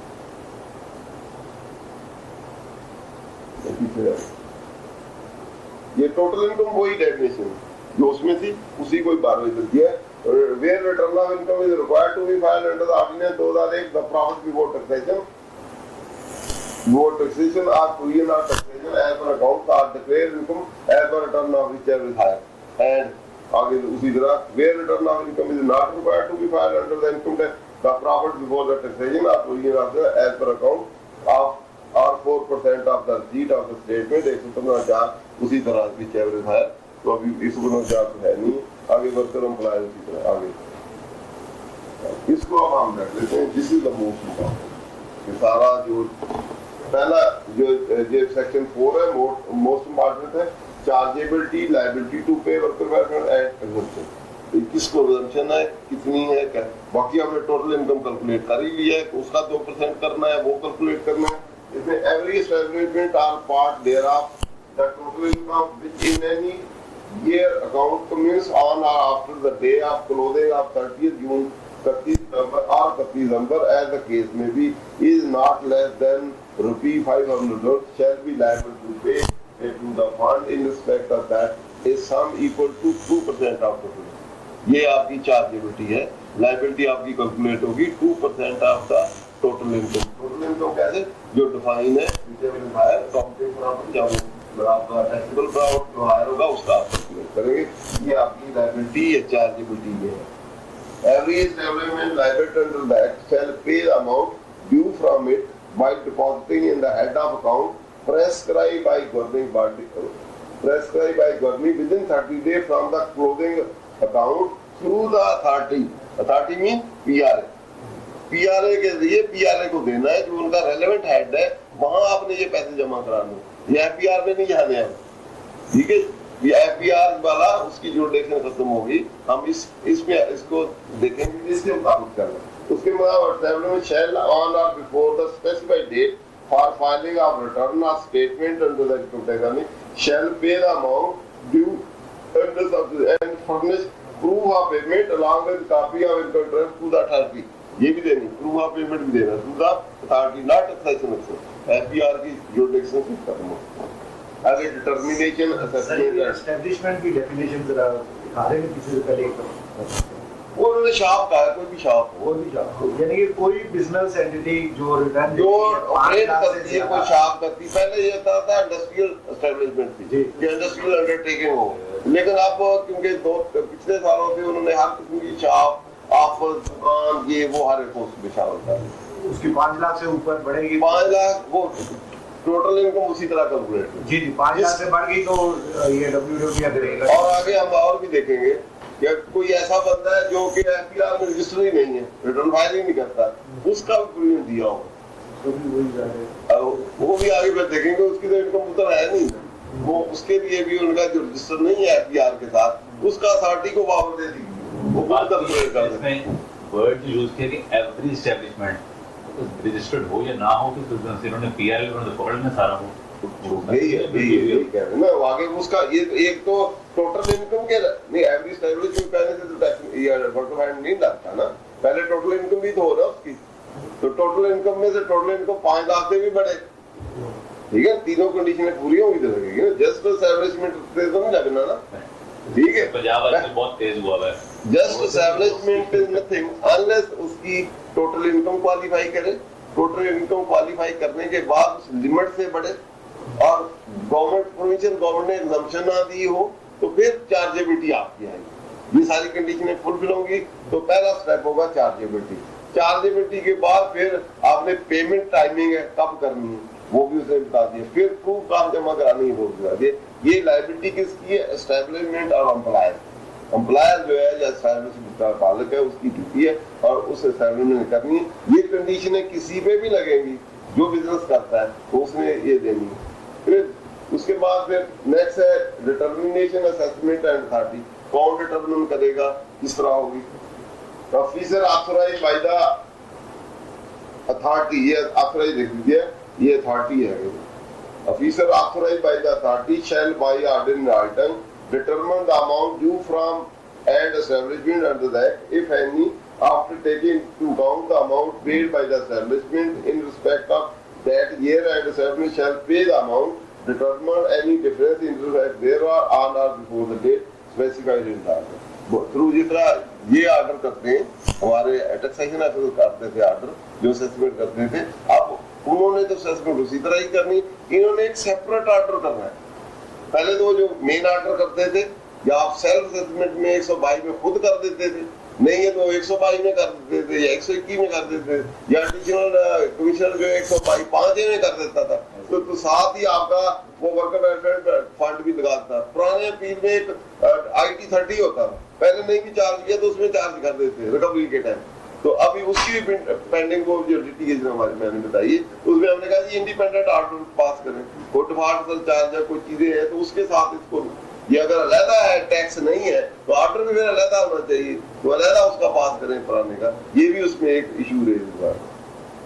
तो यहाँ अब इस लॉ के तहत जो नया है इसमें टैक्सेशन अफसर या FBR के पास पावर ही नहीं, अब अथॉरिटी जो है वो ऑर्डर इन राइटिंग के जरिए वो डिटरमिन करेगी कि कितनी इसकी भर्ती है, कितनी पे करती है, कितनी पेबल है। जैसे वो असेस करते हैं कि टोटल इतना है, इसमें से आपने इतना पे कर दिया, इतना आपका पेबल है, उसकी रिकवरी करेगी। उसके बाद नेक्स्ट है any charge by way of enhancement reduction total shall be given effect by the adjustment of amount due under this section. अगर कोई आपकी उन्होंने असेसमेंट कर दी है, बाद में अपील में टोटल इनकम से रिलेटेड है, टोटल इनकम कम ज्यादा होती है तो उसी के मुताबिक full income total income determine हुई है, वो आगे लिटिगेशन में कमिश्नर अपील के पास चली गई है या ट्रिब्यूनल या हाई कोर्ट या सुप्रीम कोर्ट, उसमें एडिशन डिलीशन हो गई है, रेक्टिफिकेशन हो गई है, एनहांसमेंट हो गई है, ऑर्डरों के एनहांसमेंट हो गई है, तो ये आपकी फंड की अमाउंट भी उसी के मुताबिक ये अथॉरिटी वेरी कर देगी।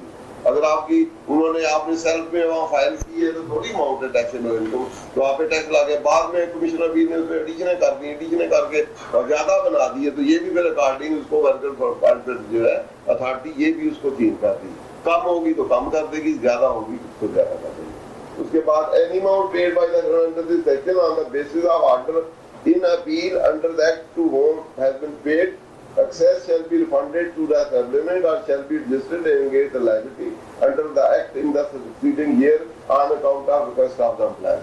अगर आप उनका एक्सेस हो गए तो आप रिफंड कर सकते हैं, क्योंकि बाद में आया पहले ज्यादा असेसमेंट कर दी, अभी में जाके आपकी असेसमेंट कम हो गई है टोटल इनकम, या ट्रिब्यूनल ने या बिल्कुल ही खत्म कर दी है तो आपसे पैसे उन्होंने ले दिए, उस सिचुएशन में फिर आपको या तो वो एक्सेस की अमाउंट थी रिफंड करेंगे या होल्ड कर लेंगे, आगे लायबिलिटी आएगी तो उसमें एडजस्ट और अथॉरिटी करेगी।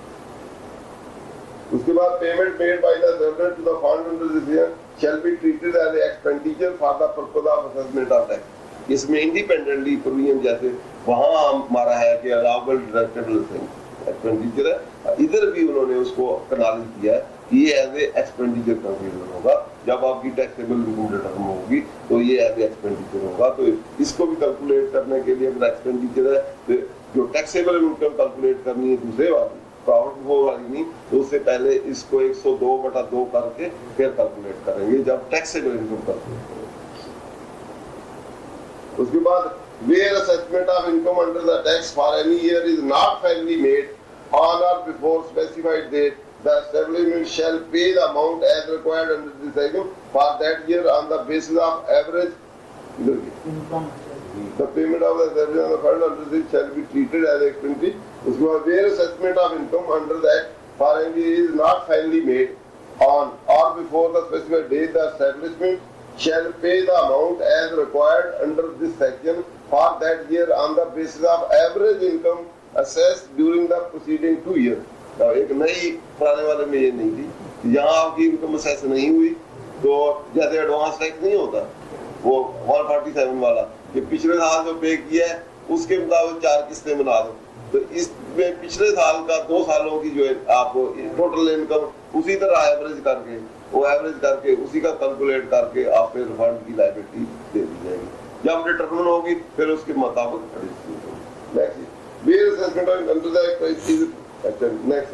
difference amount paid under section shall be adjusted on the finalization. Next.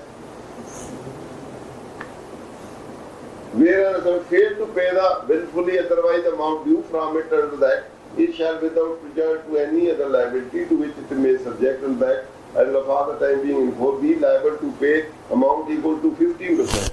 50% अगर फेलियर होगा 15% पर annum of the amount due it in addition to the amount payable by जो amount वो वेलफेयर होगी उसके अलावा 15% भी फेलियर पीरियड का पर annum के मुताबिक देना होगा। Where establishment is not found, ये वाली जो मैं बात कर रहा था कि not registered with the FBR established under Federal Board of Revenue, the authority shall issue a notice and form a statement for the purpose of assessing the remaining requiring established make to payment under that। फिर FBR उसकी authority के पास power है कि वो खुद determination कर ले और उसकी कलेक्ट कर ले। उसके बाद असेंबली में फाइल अपील, ये अपील के रिलेशन से कि जब आपके खिलाफ वो ऑर्डर ये PRA अथॉरिटी जो है करेगी तो आप इफ यू आर एग्री या पे कर देंगे, एग्री में तो आप अपील का फाइल कर सकते हैं। पहले तो उधर कमिश्नर अपील जो है हमारे ट्राइब्यूनल जो है वहां भी आप इसकी अपील जो है सारी PRA या उधर चलेगी। Where established may file appeal against an order passed by an officer authorized under section 4 to the appellate tribunal established under PRA। PRA का ट्राइब्यूनल जो है यहाँ कमिश्नर वाला भी खत्म कर दिया गया, यहाँ डायरेक्ट अपील जो है जैसे उधर ब्लैक लिस्टिंग की होती है डायरेक्ट ट्राइब्यूनल में उस तरह का ये है। यहाँ कमिश्नर अपील है PRA का, वहाँ अपील की जरूरत नहीं है। जहाँ कोई आपका वर्कर वेलफेयर फंड का ऑर्डर होगा तो उसकी डायरेक्ट अपील आप जो PRA वाला ट्राइब्यूनल है उसमें आप डायरेक्ट जो भी उसका प्रोसीजर है उसके मुताबिक PRA प्रोसीजर के मुताबिक आप उधर फाइल कर देंगे। If an establishment fails to make the payment under the action, the amount payable shall be recovered with in the manner prescribed under Punjab Sale Rules and deposited in the head of account, found immediately after all the expenses to the authority to the extent and the manner may be prescribed। अब ये recoveries हैं, अब recovery पहले recovery तो income tax rule या वो ordinance था उसके मुताबिक थी। अब PRA वाले जो Punjab sale tax service recovery rules हैं उसके मुताबिक 2012 वाले उसके मुताबिक रिकवरी होगी और PRA करेगा। और यहीं पे तरफ FBR में जिसका रिकवरी नोटिस तो हम ये प्लीज इसे दे सकते हैं अगर अपील हो गया आपकी अथॉरिटी नहीं आगे अगला मोस्ट इम्पोर्टेंट है 14 इज मोस्ट इम्पोर्टेंट। ये सारा ये है कि इन्होंने करना है। अब यहाँ जो 14 है वो इम्पोर्टेंट है कि किसने कलेक्शन करनी है, ठीक है। वो जो आपका आंसर अब 14 में आएगा। Recovery of arrear and unpaid worker forward under this act, ये 40 ऊपर करें where an amount of fund due from an establishment under the Worker Welfare Ordinance 1971 see 71 for a particular income or year account as the case may be has not been paid, it shall be paid by such debtor under the act। ठीक है। अब जितनी आपने नहीं पे की ये आपने दी है, ये इंटेंशन क्लियर है। जितनी आप जिसने पे नहीं की तो कौन करेगा, ये PRA करेगा या इसके तहत देनी है, इसके तहत नहीं है, इसके रूल लगने हैं। तो ये सारा का जो पड़ा है अपील कहाँ जानी है, यहाँ ही जानी है, सब कुछ इसके मुताबिक, ठीक है। और डिटर्मिनेशन कोई होगी तो वो भी इसके मुताबिक। आगे लिमिटेशन भी है जो पुराने में fail to make a payment under that, the amount payable to the extent of previous 5 tax years or income years shall be determined and recovered under the provision of this act। ये मेरा हो गया। एक चीज है, मैं एक बात पूछना चाहता हूँ। देखिए ना, यहाँ मैंडेटरी नहीं है जो आपने पॉइंट नंबर 11 में बताया है। हमें अगर FBR में रजिस्ट्रेशन हम लोग नहीं भी होती बट PRA इस पर फुल वर्किंग करेगा, रजिस्टर्ड नहीं हम लोग FBR में फिर भी होगा। आपको बताया था कि पहले तो ये था कि पहले तो मैंडेट ये था कि टोटल इनकम हो, टोटल इनकम की फिर है कि अकाउंटिंग प्रॉफिट हो या रिटर्न फाइल की हो तो उसका टैक्सेबल इनकम विचेबल था। अगर वो नहीं है तो उनका पीआर में है ही नहीं, आप उसमें पीआर में रजिस्टर नहीं है, रिटर्न फाइल ही नहीं करते, कुछ भी नहीं है, तो उसके लिए उन्होंने दो चीजें लगाई। अगर पहले थे अब नहीं है तो एवरेज दे, बिल्कुल भी नहीं है, पीआरए का स्कोप बड़ा वाइड कर दिया, बिल्कुल भी नहीं है, तो उनका पीआर खुद नोटिस की बात है, खुद इनकम रिटर्न करके खुद ले लेगा, ऐसे ही है। ठीक है। पिछले 5 सालों का भी पीआर नहीं करना है, इसलिए इंटेंशन जो हम रिपीट की बात करते हैं वो इंटेंशन क्लियर है कि पिछले सालों की जो अनपेड अमाउंट है वो रिकवरी कर सकता है, कौन कर सकता है, अंडर दिस एक्ट होगी, इस एक्ट की वजह से, लेकिन ये इसकी क्लैरिटी पंजाब कर सकते हैं। अगर आप पंजाब की एस्टेब्लिशमेंट है और इंटर प्रोविंशियल एस्टेब्लिशमेंट नहीं है, पाकिस्तान वाली नहीं है, इसके होगी, वो दूसरी वाली है, तो फिर वो जो पंजाब विदिन पंजाब है वो रिकवर कर सकता है। ये टैक्सेशन आपने दिया है, जो अनपेड है वो क्लेम कर रहा है, वो रिकवरी की जो की नहीं है, पीआरए की है, और पीआरए के ये सर्विस रूल है, Punjab state tax service rule जो है वो अप्लाई होंगे और ये सारा इसके ऊपर होगा, क्योंकि पेंशन एलिजिबिलिटी इसमें क्लियर है और वो 5 साल तक कर सकता है, 5 साल से। अभी ये बाकी प्रोविंसेस में नहीं हुआ, बेसिकली 71 का जिक्र आ इंटेंशन अगर ना होती या ये इसमें इंटेंशन क्लियर ना होती, 79 का जिक्र ना होता तो फिर इनकी फिर सेविंग की और उसकी बात नहीं थी, आगे हम पढ़ेंगे। काफी सारे आंसर जो है किसी को पढ़ने से यही मोस्ट इम्पोर्टेंट जो है वो आगे फिर एडिशनल टैक्स प्रोसीजर ऑटोमेटिक जो डिटरमाइन करेगी उसके मुताबिक आगे तो लायबिलिटी टू पे किसकी लायबिलिटी है, ये चार्जेबिलिटी का कंटेंट होता है, हर लॉ में होता है कि किसने पे करना है, establishment by the plan, plan की रिस्पांसिबिलिटी जो होगा उससे रिकवरी शर्री जो भी होगी, पर्पस उसमें भी यही था कि वेलफेयर है, अकोमोडेशन है, मेडिकल है, लाउंसेस है, कमेंस है, दूसरे शादी ब्याह जो लेबर की जो भी होते भी है यूज पैसे के नहीं होते। आगे ये टेक्निकल पॉइंट है, ये होते भी है, वो भी वाला मुझे आप बताएं कि ये जो पैसे आपने वसूल किए ये कब है, स्टॉक मार्केट में लगाए होते हैं सर ये ना पैसा फंड तो इकट्ठा कर लिया, क्या करेंगे फंड? हमारे मुल्क में तो ऐसे है कि हमारे टैक्स के पैसे का यूज होते हैं, हम हमेशा कहते हैं कि अकाउंटेबिलिटी होनी चाहिए, सेपरेट फंड है, लेकिन यूज के लिए क्योंकि ब्यूरोक्रेसी होती है, पब्लिक अथॉरिटीज होती है, तो इसमें अकाउंटेबिलिटी होनी या पब्लिक को वो अकाउंट दे, आप स्क्रूटाइज करें, अकाउंटेबिलिटी का भी इस फंड में हो बनाएंगे तो अकाउंटेबिलिटी होगी, कोई भी वर्कर या थर्ड पार्टी इंडिपेंडेंट उसको रिव्यू कर सकता है, चेक कर सकता है या एनुअली क्वार्टरली रिपोर्ट दे, तो ये पैसे यूटिलाइज जहाँ लाभ सिर्फ रिकवरी का है, डिटरमिन का है, वहां तक है, अकाउंटेबिलिटी या यूटिलाइजेशन उसका नहीं है। लेकिन उसका फिर क्योंकि गवर्नमेंट फंक्शन जहाँ भी होती है, वो पुलिस हो, आर्मी हो, ब्यूरोक्रेसी हो, टैक्स हो, फंड हो, ये सोशल लेजिस्लेशन है, डायरेक्टली नेचर है, किसी को कह रहे हैं आप डिटरमिन तो हो गया ना, शैल बी अप्लाई, शैल भी होता फिर डायरेक्टली था, शैल अप्लाई होता तो फिर डायरेक्टली था, उनके पे जामबंदी कहना है, तो फिर नेसेसिटी का एक डॉक्ट्राइन है, क्योंकि कुछ भी हो सकता है, मेरे सारा सिलसिला ये पर्पस है आगे डेलीगेशन उसी तरह सब्जेक्ट टू लिमिटेशन जो है वो गवर्नमेंट पार्टी जो है इसमें जो डिमांड है वो आगे ये पावर मेकिंग रूल उसी तरह पहले तो पुराने रूल भाला काफी ने बनाए, पुराने रूल भी जब तक रिपील नहीं किए जाएंगे एग्जिस्ट करें कोई आर्टिकल के तहत इधर उन्होंने आगे सेविंग को तलाश करते हैं,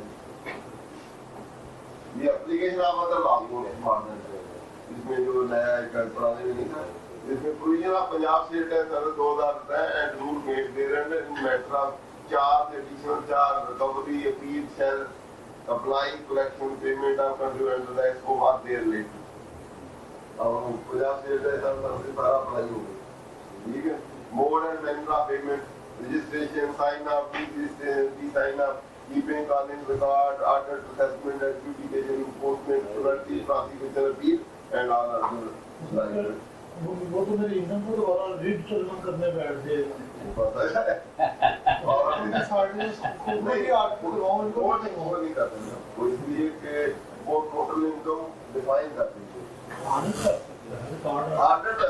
सकता है, लेकिन वो डिटरमाइन उसको नहीं कर सकता। ये ऑडिट में हम लोगों के लिए नहीं होगा जो रजिस्टर्ड नहीं हो गया, वो दो वाले, एक वो एवरेज वाले, एक जो एफडीआर में नहीं, पैसा क्या तो नहीं है। वो करने की जरूरत नहीं ना। ऊपर चार्जिंग सेक्शन जो ना वो डीटेल सेक्शन, ये सब्सिडरी सेक्शन होते हैं या मशीनरी सेक्शन होते हैं, ये ओवरऑल पावर दी जाती है, जहाँ पावर स्पेसिफाई कर दी गई है कि ये पावर मुझसे गवर्न होगी, वो इनकम वहां से दी जाएगी। जिसकी नहीं है पावर, जो उधर उसके दायरा नहीं है, वो फिर ये कर ले। जो दिक्कत नहीं की जो दिक्कत नहीं है, जो मेंशन्ड है, वो वन थिंग है, express mention is shut down for every, जो चीज मेंशन है उसकी बात चलेगी, जो मेंशन नहीं हुई होगी। मेरी पावर तो जहाँ भी दी जाती है वो अनलिमिटेड पावर, पीआर वाले अपनी इन्फॉर्मेशन शेयर भी करेंगे कि पीआर वाले के साथ ये इनसे मल्टीपल पेपर लेकर दे रहे हैं और आपके पास उससे भी शेयर कर सकते हैं, वो अब उससे इंफॉर्मेशन ले सकते हैं, या आपको कहेंगे रिटर्न जो फाइल किए थे, रिटर्न की कॉपी दें, ये इतना टैक्स बनता है, वायरल का कितना बनता है, वो आपस में भी शेयर गवर्नमेंट है प्रोवाइड किया, उससे कर सकते हैं, ये रिटर्न कितनी फाइल की है, कितनी सब्मिटेड हुई है, किस स्टेज में पड़ी है, वो उससे लिंक तो है ना। डिटर्मिनेशन इन्होंने इंडिपेंडेंट आर्टिकल से करनी है, वैसे ये कॉम्प्लिकेटेड है, क्योंकि पहले जो अफसर आपकी डिटर्मिनेशन करता था इनकम, कोई चार्ज करता था, तो उसको साथ ही करना आसान था। अब इसके लिए वो इंफॉर्मेशन है ना, पहले तो आप सेल्फ सस्पेंड करेंगे, इसके बाद रिटर्न का पता होना चाहिए कि आपने क्या किया है, इधर दिया है कि नहीं दिया। फिर उसने अगर 122.5 लगाया या ऑडिट करके 122.5 लगाया या 121 लगा के या एक्टिवेशन करके दी है, तो इसके बाद इंफॉर्मेशन नहीं है। फिर आप अपील में चले गए, फिर इंफॉर्मेशन नहीं है। वो साथ साथ रहना और ऑर्डर को साथ साथ मॉडिफाई करना, रेक्टिफाई करना जरा डिफिकल्ट और कॉम्प्लिकेटेड होगा। पहला ऑर्डर तो बंदा पास कर दे, बाकी हर ऑर्डर जो है ऊपर जाएगा तो आप क्यों रेज हुआ है। तो यहाँ अब इस लॉ के तहत जो नया है, इसमें टैक्सेशन अफसर या एफबीआर के पास वो पावर ही नहीं। अब अथॉरिटी जो है वो ऑर्डर इन राइटिंग के ज़रिए वो डिटरमिन करेगी कि कितनी इसकी बनती है, कितनी पे कर दी है, कितनी पेबल है। जैसे वो असेस करते हैं कि टोटल इतना है, इसमें से आपने इतना पे कर दिया, इतना आपका पेबल है, उसकी रिकवरी शुरू थी। उसके बाद नेक्स्ट जो है any charge by way of enhancement reduction total shall be given effect by the adjustment of amount due under this section. अगर कोई आपकी उन्होंने असेसमेंट कर दी है, बाद में अपील में टोटल इनकम से रिलेटेड है, टोटल इनकम कम ज़्यादा होती है तो उसी के मुताबिक अगर suppose income total income determine हुई है, वो आगे लिटिगेशन में कमिश्नर अपील के पास चली गई है या ट्रिब्यूनल या हाई कोर्ट या सुप्रीम कोर्ट, उसमें एडिशन डिलीशन हो गई है, रेक्टिफिकेशन हो गई है, एनहांसमेंट हो गई है, ऑर्डर हो गया एनहांसमेंट हो गई है, तो ये आपकी फ़ंड की अमाउंट भी उसी के मुताबिक ये अथॉरिटी वेरी कर देगी। अगर आपकी उन्होंने आपने सेल्फ में वहाँ फाइल की है तो थोड़ी अमाउंट है टैक्सेबल इनकम, तो आप पे टैक्स लग गया, बाद में कमिश्नर अपील ने उसमें एडिशनें कर दी, एडिशनें करके और ज़्यादा बना दी है, तो ये भी फिर अकॉर्डिंग उसको वर्कर फंड फिर जो है अथॉरिटी ये भी उसको चेंज कर दी, कम होगी तो कम कर देगी, ज़्यादा होगी तो ज़्यादा कर देगी। उसके बाद any amount paid by the under this section on the basis of order in appeal under the act to whom has been paid, excess shall be refunded to the supplement or shall be adjusted against the liability under the act in the succeeding year on account of request of the employer। अगर आपका access हो गया तो आपको refund कर सकते हैं, क्योंकि बाद में आया पहले ज़्यादा असेसमेंट कर दी, अपील में जाके आपकी असेसमेंट कम हो गई है टोटल इनकम, या ट्रिब्यूनल ने या बिल्कुल ही ख़त्म कर दी है, तो आपके पैसे उन्होंने ले लिए, तो उस सिचुएशन में फिर आपको या तो वो एक्सेस जो अमाउंट ली ये रिफंड करेंगे या होल्ड कर लेंगे, आगे लायबिलिटी आएगी तो उसमें एडजस्ट कर लेंगे और अथॉरिटी करेगी। उसके बाद payment made by the celebrate to the fund under this section shall be treated as expenditure for the purpose of assessment of tax. कि इसमें इंडिपेंडेंटली प्रोविजन जैसे वहाँ हमारा है कि अलाउबल डिडक्टेबल एक्सपेंडिचर है, इधर भी उन्होंने उसको एक्नॉलेज किया है कि ये एज ए एक्सपेंडिचर कंसीडर होगा। जब आपकी टैक्सेबल इनकम डिटर्म होगी तो ये एज ए एक्सपेंडिचर होगा। तो इसको भी कैलकुलेट करने के लिए अगर एक्सपेंडिचर है तो जो टैक्सेबल इनकम कैलकुलेट करनी है दूसरे वाली, प्रॉफिट बिफोर वाली नहीं, तो उससे पहले इसको 102/2 करके फिर कैलकुलेट करेंगे जब टैक्सेबल इनकम कैलकुलेट करेंगे।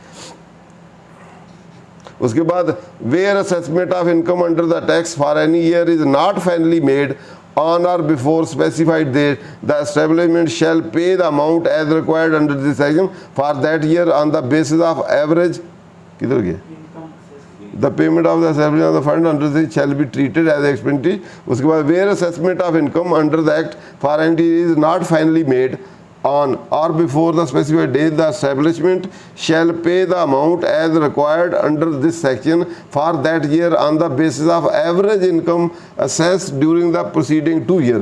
एक नई पुराने वाले में ये नहीं थी कि जहाँ आपकी इनकम असेस नहीं हुई तो जैसे एडवांस टैक्स नहीं होता वो 147 वाला कि पिछले साल जो पे किया है उसके मुताबिक 4 किस्तें बना दो, तो इसमें पिछले साल का 2 सालों की जो है आप टोटल इनकम उसी तरह एवरेज करके वो एवरेज करके उसी का कैलकुलेट करके आप पे रिफंड की लायबिलिटी दे दी जाएगी। जब डिटरमिन होगी फिर उसके मुताबिक एडजस्टमेंट होगी। Next where assessment under the act is अच्छा नेक्स्ट है difference of amount paid under section shall be adjusted on the finalization. Next whereas fail to pay the willfully otherwise amount due from it under the act, it shall without prejudice to any other liability to which it may subject under the act and for the time being in full be liable to pay amount equal to 15%। 50% अगर failure होगा 15% per annum of the amount due it in addition to the amount payable by, जो amount welfare होगी उसके अलावा 15% भी failure period का per annum के मुताबिक देना होगा। Where establishment is not found, ये वाली जो मैं बात कर रहा था कि not registered with the FBR established under Federal Board of Revenue, the authority shall issue a notice and form a statement for the purpose of assessing, determining and requiring establish make to payment under the act। फिर FBR उसकी authority के पास ही power है कि वो खुद determination कर ले और उसकी कलेक्ट कर ले। उसके बाद असेंबली में फाइल अपील, ये अपील के रिलेशन से कि जब आपके खिलाफ वो ऑर्डर ये PRA अथॉरिटी जो है करेगी तो आप इफ़ यू आर एग्रीव या तो पे कर देंगे, एग्रीव्ड हैं तो आप अपील कहाँ फाइल कर सकते हैं। पहले तो उधर कमिश्नर अपील जो है हमारे या ट्राइब्यूनल जो है वहाँ थी, अब इसकी अपील जो है सारी PRA या उधर चलेगी। Where established may file appeal against an order passed by an officer authorized under section 4 to the appellate tribunal established under PRA। PRA का ट्राइब्यूनल जो है यहाँ कमिश्नर वाला भी ख़त्म कर दिया गया। यहाँ डायरेक्ट अपील जो है जैसे उधर ब्लैक लिस्टिंग की होती है डायरेक्ट ट्राइब्यूनल में, उस तरह का ही है। यहाँ कमिश्नर अपील है PRA का, वहाँ अपील की ज़रूरत नहीं है। जहाँ कोई आपका वर्कर वेलफेयर फंड का ऑर्डर होगा तो उसकी डायरेक्ट अपील आप जो PRA वाला ट्राइब्यूनल है उसमें आप डायरेक्ट जो भी उसका प्रोसीजर है उसके मुताबिक PRA के प्रोसीजर के मुताबिक आप उधर फाइल कर देंगे। If an establishment fail to make the payment under the action, the amount payable shall be recovered. This in the manner prescribed under Punjab State rules and deposited in the head of accounts fund immediately after deferring all the expenses to the authority to the extent and the manner may be prescribed। अब ये recoveries हैं, अब recovery पहले recovery तो income tax rule या वो ordnance था उसके मुताबिक थी। अब PRA वाले जो Punjab sale tax service recovery rules हैं उसके मुताबिक 2012 वाले हैं, उसके मुताबिक रिकवरी होगी और PRA करेगा। और यहीं पे अगर FBR हमें देता रिकवरी नोटिस तो हम ये क्लियर लिख के दे सकते हैं अगर अपील हो गया अब आपकी अथॉरिटी नहीं दी। आगे अगला मोस्ट इम्पॉर्टेंट है 14 इज मोस्ट इम्पॉर्टेंट। ये सारा ये है कि इन्होंने करना है। अब यहाँ जो 14 है वो इम्पॉर्टेंट है कि किसने कलेक्शन करनी, ठीक है ना, वो जो आपका आंसर अब 14 में आएगा। Recovery of arrear and unpaid worker for under this act, ये 40 ऊपर करने हो सकता है। Where an amount of fund due from an establishment under the worker welfare ordinance 1971, ठीक। 71 for a particular income or year account as the case may be has not been paid, it shall be paid by such a term under the act. Act mean this, ठीक है। अब जितनी आपने नहीं पे की, ये हमने प्ली ली कि ये इंटेंशन क्लियर है कि जितनी आपने जिसने पे नहीं की तो कौन करेगा, ये पीआरए करेगा। इसके तहत देनी है, इसके तहत नहीं है तो इसके रूल लगने, तो ये सारा कुछ जो पड़ा है, अपील कहाँ जानी है, इस यहाँ ही जानी है, सब कुछ इसके मुताबिक होगा, ठीक है। और डिटर्मिनेशन कोई होगी तो वो भी इसके मुताबिक होगी। आगे लिमिटेशन भी है जो पुराने में नहीं। If the settlement failed to make a payment under the act, the amount payable to the extent of previous 5 tax year or income years shall be determined and recovered under the provision of this act. ये फिर हो गया, फिर ही हुई आ गया। एक चीज है, मैं एक बात पूछना चाहता हूँ, देखिए ना यहाँ मैंडेटरी नहीं है जो आपने पॉइंट नंबर 11 में बताया है। हमें अगर एफपीआर में रजिस्ट्रेशन हम लोग नहीं भी होती, बट पीआरए इस पे फुल वर्किंग करेगा, हाँ रजिस्टर्ड नहीं हम लोग एफपीआर में, देन ठीक, फिर भी होगा। हाँ तो बताया था कि पहले तो ये था कि पहले तो मैंडेटरी ये था कि टोटल इनकम हो, टोटल इनकम की फिर है कि अकाउंटिंग प्रॉफिट हो या रिटर्न फाइल की हो तो उसका taxable income whichever is higher. अगर वो नहीं है तो उन्होंने कहा पीआर में है ही नहीं, अब उसमें एफबीआर में रजिस्टर नहीं है, रिटर्न फाइल ही नहीं करते, कुछ भी नहीं है, तो उसके लिए उन्होंने 2 चीज़ें लगाई। अगर पहले थे अब नहीं है तो एवरेज दे दें, ठीक है ना। बिल्कुल भी नहीं है, बिल्कुल भी नहीं है तो उन्होंने कहा पीआर खुद नोटिस इशू करके खुद इनकम रिटर्न करके खुद ले लेगा उसमें, ठीक है। इसलिए पिछले 5 सालों का भी पीआरए ने करना है, तो इसीलिए इंटेंशन जो हम रिपील की बात करते हैं तो इंटेंशन क्लियर है कि पिछले सालों की जो अनपेड अमाउंट है वो रिकवरी कर सकता है। कौन कर सकता है? अंडर दिस एक्ट होगी, इस एक्ट के बारे में, लेकिन इसकी बात चलनी थी। आगे हम आगे देखते हैं। क्लियर जी, काफ़ी सारे आंसर जो है आ गए, इसी को पढ़ने से यही मोस्ट इम्पॉर्टेंट जो है वो आगे फिर एडिशनल टैक्स है उसी तरह कमेटी जो डिटरमिन करेगी उसके मुताबिक आगे चल। लाइबिलिटी टू पे किसकी लाइबिलिटी है? ये चार्जेबिलिटी का एक कंटेंट्स होता है, हर लॉ में होता है कि किसने पे करना है। एस्टैब्लिशमेंट बाय द एम्प्लायर की रिस्पॉन्सिबिलिटी जो होगा उससे रिकवरी शर्री जो भी होगी। ये पर्पज़ उसमें भी यही था कि वेलफेयर है, अकोमोडेशन है, मेडिकल है, अलाउंसेज है, कन्वेंस है, दूसरे शादी ब्याह जो लेबर की जो भी वेलफेयर होते भी हैं यूज पैसे के नहीं होते।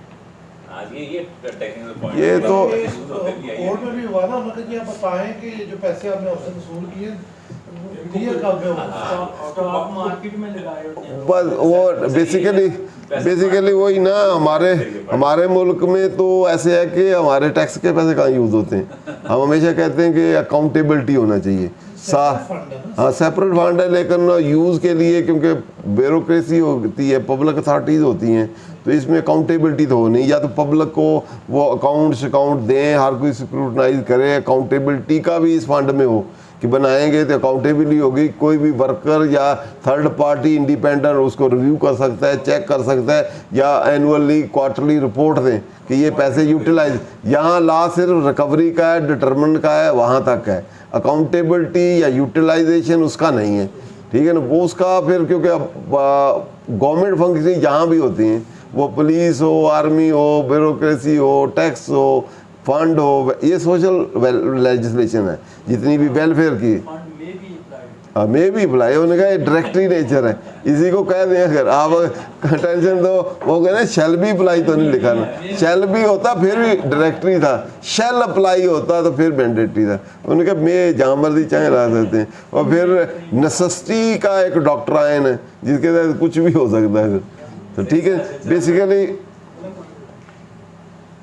ये पर्पज़ है आगे जी में डेलीगेशन उसी तरह सब्जेक्ट टू लिमिटेशन, ये वो गवर्निंग बॉडी जो है इसमें जो डिफाइंड है वो आगे किसी को पावर दे सकती। ये पावर मेकिंग रूल उसी तरह ही है। वैसे तो अब पुराने रूल इन्होंने फॉलो कर लिए, अभी बनाए नहीं है इसकी। नेक्स्ट पुराने रूल भी जब तक रिपील नहीं किए जाएंगे एग्जिस्ट करेंगे। हाँ। कोई आर्टिकल के तहत इधर उन्होंने आगे सेविंग क्लास पढ़ते हैं।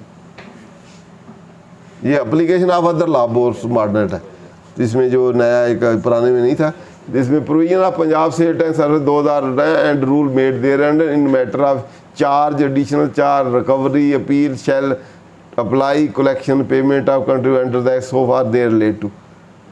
अब वो पंजाब सेल टैक्स सर से सारा अप्लाई हो गया, ठीक है।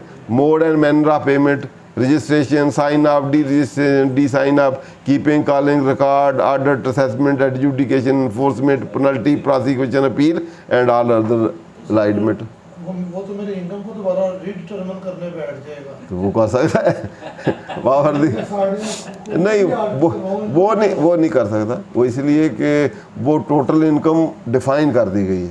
ऑडिट कर सकता है, ऑडिट कर सकता है, लेकिन वो डिटरमिन उसको नहीं कर सकता ये ऑडिट वगैरह उन लोगों के लिए नहीं होगा जो रजिस्टर्ड नहीं हो गया है। वो दो वाले, एक वो एवरेज वाले, तो एक जो FBR में नहीं है, ठीक है। नहीं नहीं, वो करने की जरूरत नहीं ना। वो ऊपर चार्जिंग सेक्शन जो ना वो लीडिंग सेक्शन है, ये सब्सिडरी सेक्शंस होते हैं या मशीनरी सेक्शन होते हैं। ये ओवरऑल पावर दी जाती हैं, जहां पावर स्पेसिफाई कर दी गई हैं कि ये पावर वो उससे गवर्न होगी, तो वो इनकम वहां से ली जाएगी ना। जिसकी नहीं है पावर, जो उधर उसके दायराकार नहीं है, तो वो फिर ये कर लेंगे। जो जिक्र नहीं है, जो मेंशन्ड है, वो वन थिंग है, express mention is shut down for every implication. जो चीज़ मेंशन है उसके मुताबिक चलेगी, जो मेंशन नहीं फिर वो इसके मुताबिक चलेगी। तो ये पावर तो जहाँ भी दी जाती है तो अनलिमिटेड ही पावर दी जाती है डिस्ट्रिक्ट वाले अपनी इंफॉर्मेशन शेयर भी करेंगे कि FBR वालों के साथ ये हम इनसे वर्कर्स वेलफेयर फंड दे रहे हैं और आपके पास उससे भी शेयर कर सकते हैं। नहीं, वो उससे इंफॉर्मेशन ले सकते हैं, या आपको कहेंगे रिटर्न जो फाइल किए थे, रिटर्न की कॉपी दें, ये इतना टैक्स बनता है, हमारे मुताबिक इतना बनता है। वो आपस में भी शेयर गवर्नमेंट प्रोविंस जो है उससे कर सकते हैं कि रिटर्न कितनी फाइल की है, कितनी असेसमेंटें हुई हैं, किस स्टेज पे पड़ी हैं। वो उससे लिंक तो है ना। डिटर्मिनेशन इन्होंने इंडिपेंडेंट ऑर्डर से करनी है। वैसे ये कॉम्प्लिकेटेड है, क्योंकि पहले जो अफसर आपकी डिटर्मिनेशन करता था इनकम, वो ही चार्ज करता था, तो उसको साथ ही करना आसान था।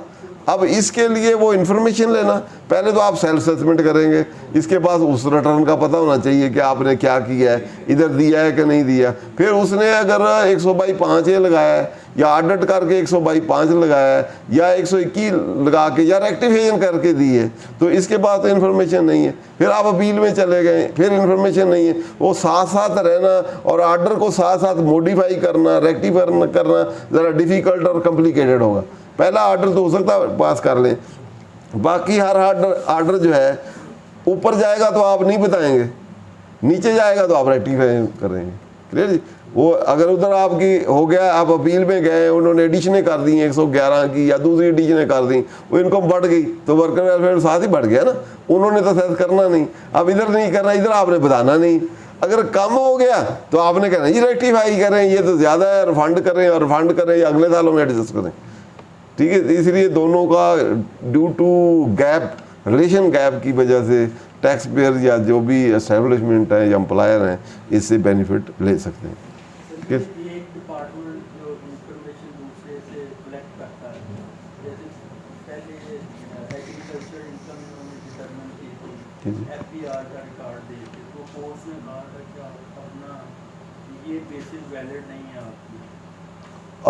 देखिए, अगर लॉ जो है ना, लॉ के अंदर तो है इंफॉर्मेशन ले सकते हैं कि एक्सटर्नल इंफॉर्मेशन, बल्कि एक स्पेसिफिक इसमें सेक्शन होता है, जैसे 58 है मेरा ख्याल, वहाँ जैसे सेल टैक्स में आपका 38AB है, या कॉलिंग ऑफ इंफॉर्मेशन वाला हर एक में ही होता है।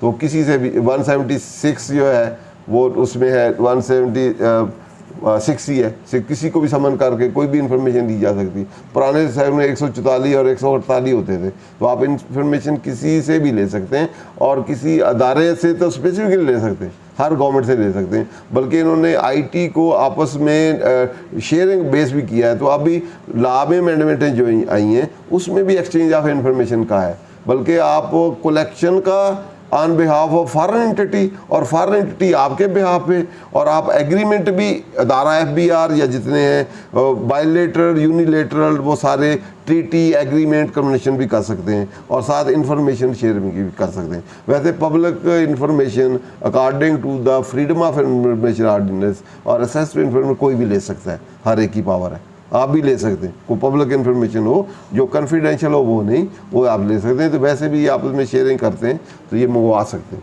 मंगवा लेंगे। जब आपको नोट देंगे, आप दें तो आप ही दे देंगे, ठीक है ना। सर एग्रीकल्चर इनकम टैक्स तो वैसे भी सुप्रीम कोर्ट तक कंफर्म हो गया वो तो वहाँ तक भी चला गया। आ गया कि आप उस पर बेस नहीं कर सकते, वो तो कंफर्म हो गया, रिकवरीज भी। अगर कोई पब्लिक इन्फॉर्मेशन ना हो फिर आपने वैसे ही कोई कॉपी निकलवा ली हो तो वो नहीं ठीक होती है। उसके लिए कोर्ट कह सकता है ये आपके पास आई कैसे, सर्टिफाइड नहीं है, आपने कैसे इसको रिसीव किया, ऑब्टेन किया, किस तरह आपके पास आ गई, उस सिचुएशन वो जो आप ऑफिशियली। एक हट के सवाल है, ये जो फर्द होती है सर, फर्द रेवेन्यू जी जी जी है जमीन की जो बताए। ये पब्लिक रिकॉर्ड है सर, अगर मैं आपकी हाँ ले सकते हैं पब्लिक आपकी जी जी आप मेरी फर्द दे सकते ले सकते हैं, क्यों नहीं। आप प्रॉपर्टी जो है ना, प्रॉपर्टी आपका एक फंडामेंटल राइट है, परचेज करना, सेल करना, होल्ड करना, किसी भी की आप फर्ज ले सकते हैं, किसी खरीदें परचेज करें तो वो भी कर सकते हैं। पब्लिक डॉक्यूमेंट पब्लिक नहीं वो देंगे भी नहीं, वो जिसकी प्रॉपर्टी वो ले सकता है, वो आपको लेके दे सकता है। सवाल ये है कि मैं किसी की फर्ज देना चाहूँ तो मैं ले ही सकता हूँ सर, मेरा तो राइट है। लेकिन वो मेरा ख्याल रेवेन्यू डिपार्टमेंट में नहीं है, वो देंगे नहीं। वैसे आप पटवारी को दे के दे सकते हैं। कुछ चीज़ें कुछ डिफाइंड है चीज़ें, ये फ्रीडम ऑफ इंफॉर्मेशन ऑर्डिनेंस 2002 और एक्सेस टू इंफॉर्मेशन, उसमें पब्लिक डॉक्यूमेंट या वो डिफाइंड है। जैसे इनकम टैक्स में ये प्रोहिबिशन है कि ये कॉन्फिडेंशियल डॉक्यूमेंट है, आप चाहें तो किसी दूसरे की रिटर्न नहीं ले सकते, ठीक है ना। और वो देगा तो उस पर फिर पेनल्टी और प्रोसिक्यूशन भी अफसर पे, ठीक है जी। कुछ चीज़ें कुछ डॉक्यूमेंट इवन दो अदरवाइज वो पब्लिक होती हैं, लेकिन उस पर उस लेजिस्लेटर ने ड्यू टू कॉन्फिडेंशियलिटी उस पर वही ना, तो वो कॉन्फिडेंशली शेक होती है। तीसरा कुछ जैसे IPO लाज हैं, इंटेलेक्चुअल प्रॉपर्टी, तो वो उस तरह फार्मूले ये वो चीज़ें होते हैं, आप कहेंगे इन्फॉर्मेशन सारी दें तो वो वे नहीं देगा, तो उसका सारा वैल्यू, गुडविल रिपोर्ट सारी, उसके तो सारे फार्मूले चीज़ें सारी हो जाएंगी। तो कुछ चीज़ें उसमें सारी, everything is not a public document, तो उस चीज़ों पे कोई रिस्ट्रिक्शंस होती हैं और उसकी नेचर, क्वालिटी चीज़ देखी जाती है डॉक्यूमेंट की, तो या वो अदारे ने उसको क्या डिक्लेयर किया होता है वो देखा जाता है। उस तरह फिर देख सकते हैं कि पब्लिक है या ऑफिशियल डॉक्यूमेंट। एग्जाम्पशन इसमें गवर्नमेंट जो है वो दे सकती। नेक्स्ट, रिपील एंड सेविंग, ये मोस्ट इम्पॉर्टेंट है। तो इसमें so far as enforcement of worker welfare set in the provinces कंसेक्ट एक्सफेयर द ट्रांस इंटरटी the executive authority vest wholly in the province, तो वो इंटर प्रोविंस वाली इंटरटी पे वो ऑपरेट करेगा, प्रोविंस पे ये प्रोविंस वाला करेगा। सिंस द कमेंसमेंट ऑफ 18 में having no legislative competency over the matter covered by that well current provincial entity समाज जो एक से ज्यादा सूबों में जी जी जी जी जी इंटर प्रोविंस वो हमने 151 नहीं पढ़ी आर्टिकल, तो एक से ज़्यादा में ऑपरेट करती एंटिटी वो पुराने वो फेडरल का फेडरल पावर, उसकी लेजिस्लेशन की पावर किसके पास है, रिस्ट्रिक्शन लगाना, पाबंदी लगाना, गुड्स की मूवमेंट, मैन्युफैक्चरिंग, टैक्सेस, वो फेडरेशन की पावर है। तो फेडरेशन उस पर लगा सकती थी, फेडरल उसे रेगुलेट कर सकती, प्रोविंस उस पर रेगुलेट नहीं कर सकती। The federation or its function cannot exercise and power function under the reason it has been held by the, ये कोर्ट की जजमेंट है जिसमें उनका आगे देखें, that even worker payable by the federal government before enactment still enactment has been become provincial subject and legislature already provided complete mechanism for recovery of arrears, जो अभी हमने पीछे वो भी दिया था। तो आगे नीचे देख लेते हैं।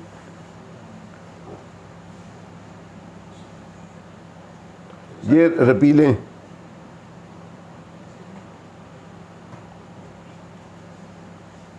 ये रिपील वाला देख लेते हैं, ठीक है, नीचे होता है ऊपर वर्कर फंड, ये पहला इज हेयर बाय रिपील्ड, कि जर्नल ये है कि जब किसी को रिपील किया जाए अगर सेविंग ना हो तो बिल्कुल ही वो वैसे रिपील। आज का लेटेस्ट टेंडेंसी जो है लेजिस्लेशन की कि जिसको सेव करना हो वो सेव कर देते हैं, वो ऑपरेट करता है और उसकी भी एक्सटेंट होती है कि कहाँ तक ऑपरेट करना है, बाकी चीज़ें जो है वो रिपील कर जाती हैं। इसमें 3 बेसिक रूल्स हैं, जब कोई रिपील हो या कोई स्टैचू एक्सपायर्ड हो।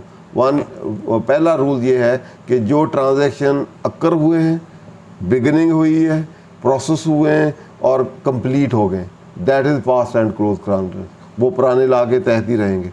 दूसरी सिचुएशन ये है कि जो बिगन हुए हैं और प्रोसेस में हैं और अभी ख़त्म नहीं हुए, तो उस पे अगर लेजिस्लेचर की इंटेंशन है कि अगर लेजिस्लेटर कहता है कि नए ला के तहत होंगे तो वो नए ला के तहत होंगे, अगर वो लेजिस्लेटर नहीं कहता कि नए ला के तहत होंगे तो वो रिपील जो है ऑर्डिनेंस जो है उसके तहत गवर्न होंगे।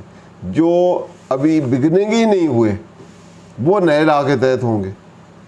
जैसे ओबिशन वाला वो क्या था हमारा इनकम टैक्स में जो हैं नहीं डी, हाँ 114 डी जो था, 214 डी, हाँ तो 214 डी वाले फिर वो शाहिद करीम साहब ने जजमेंट दी थी कि बाद वाले नहीं हो सकते, पुराने हो सकते हैं।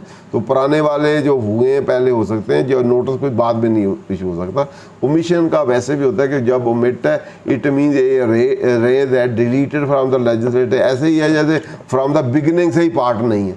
तो उस सिचुएशन में जो रिपील हो गए हैं और अगर ट्रांजैक्शन स्टार्ट ही नहीं हुए तो वो ट्रांजैक्शन जो है वो नए के तहत गवर्न होंगे, और अनलेस अनटिल जो पिछले उसकी प्रोटेक्शन ना दी गई होगी कि ये ट्रांजैक्शन भी पुराने के तहत होंगे। क्लियर। और बाकी मैंने पिछले लेक्चर में हमने रिट्रांसपेक्टिव और प्रॉस्पेक्टिव का लॉ पढ़ा था कि जो अमेंडमेंट होती हैं सब्सटेंटिव नेचर की, जो राइट अफेक्ट करें या have the affect of increasing the liability, वो ऑलवेज प्रॉस्पेक्टिव होते हैं अनलेस रिट्रांसपेक्टिव फैक्ट जो है एक्सप्रेसली ना दिया हो लेजिस्लेटर ने।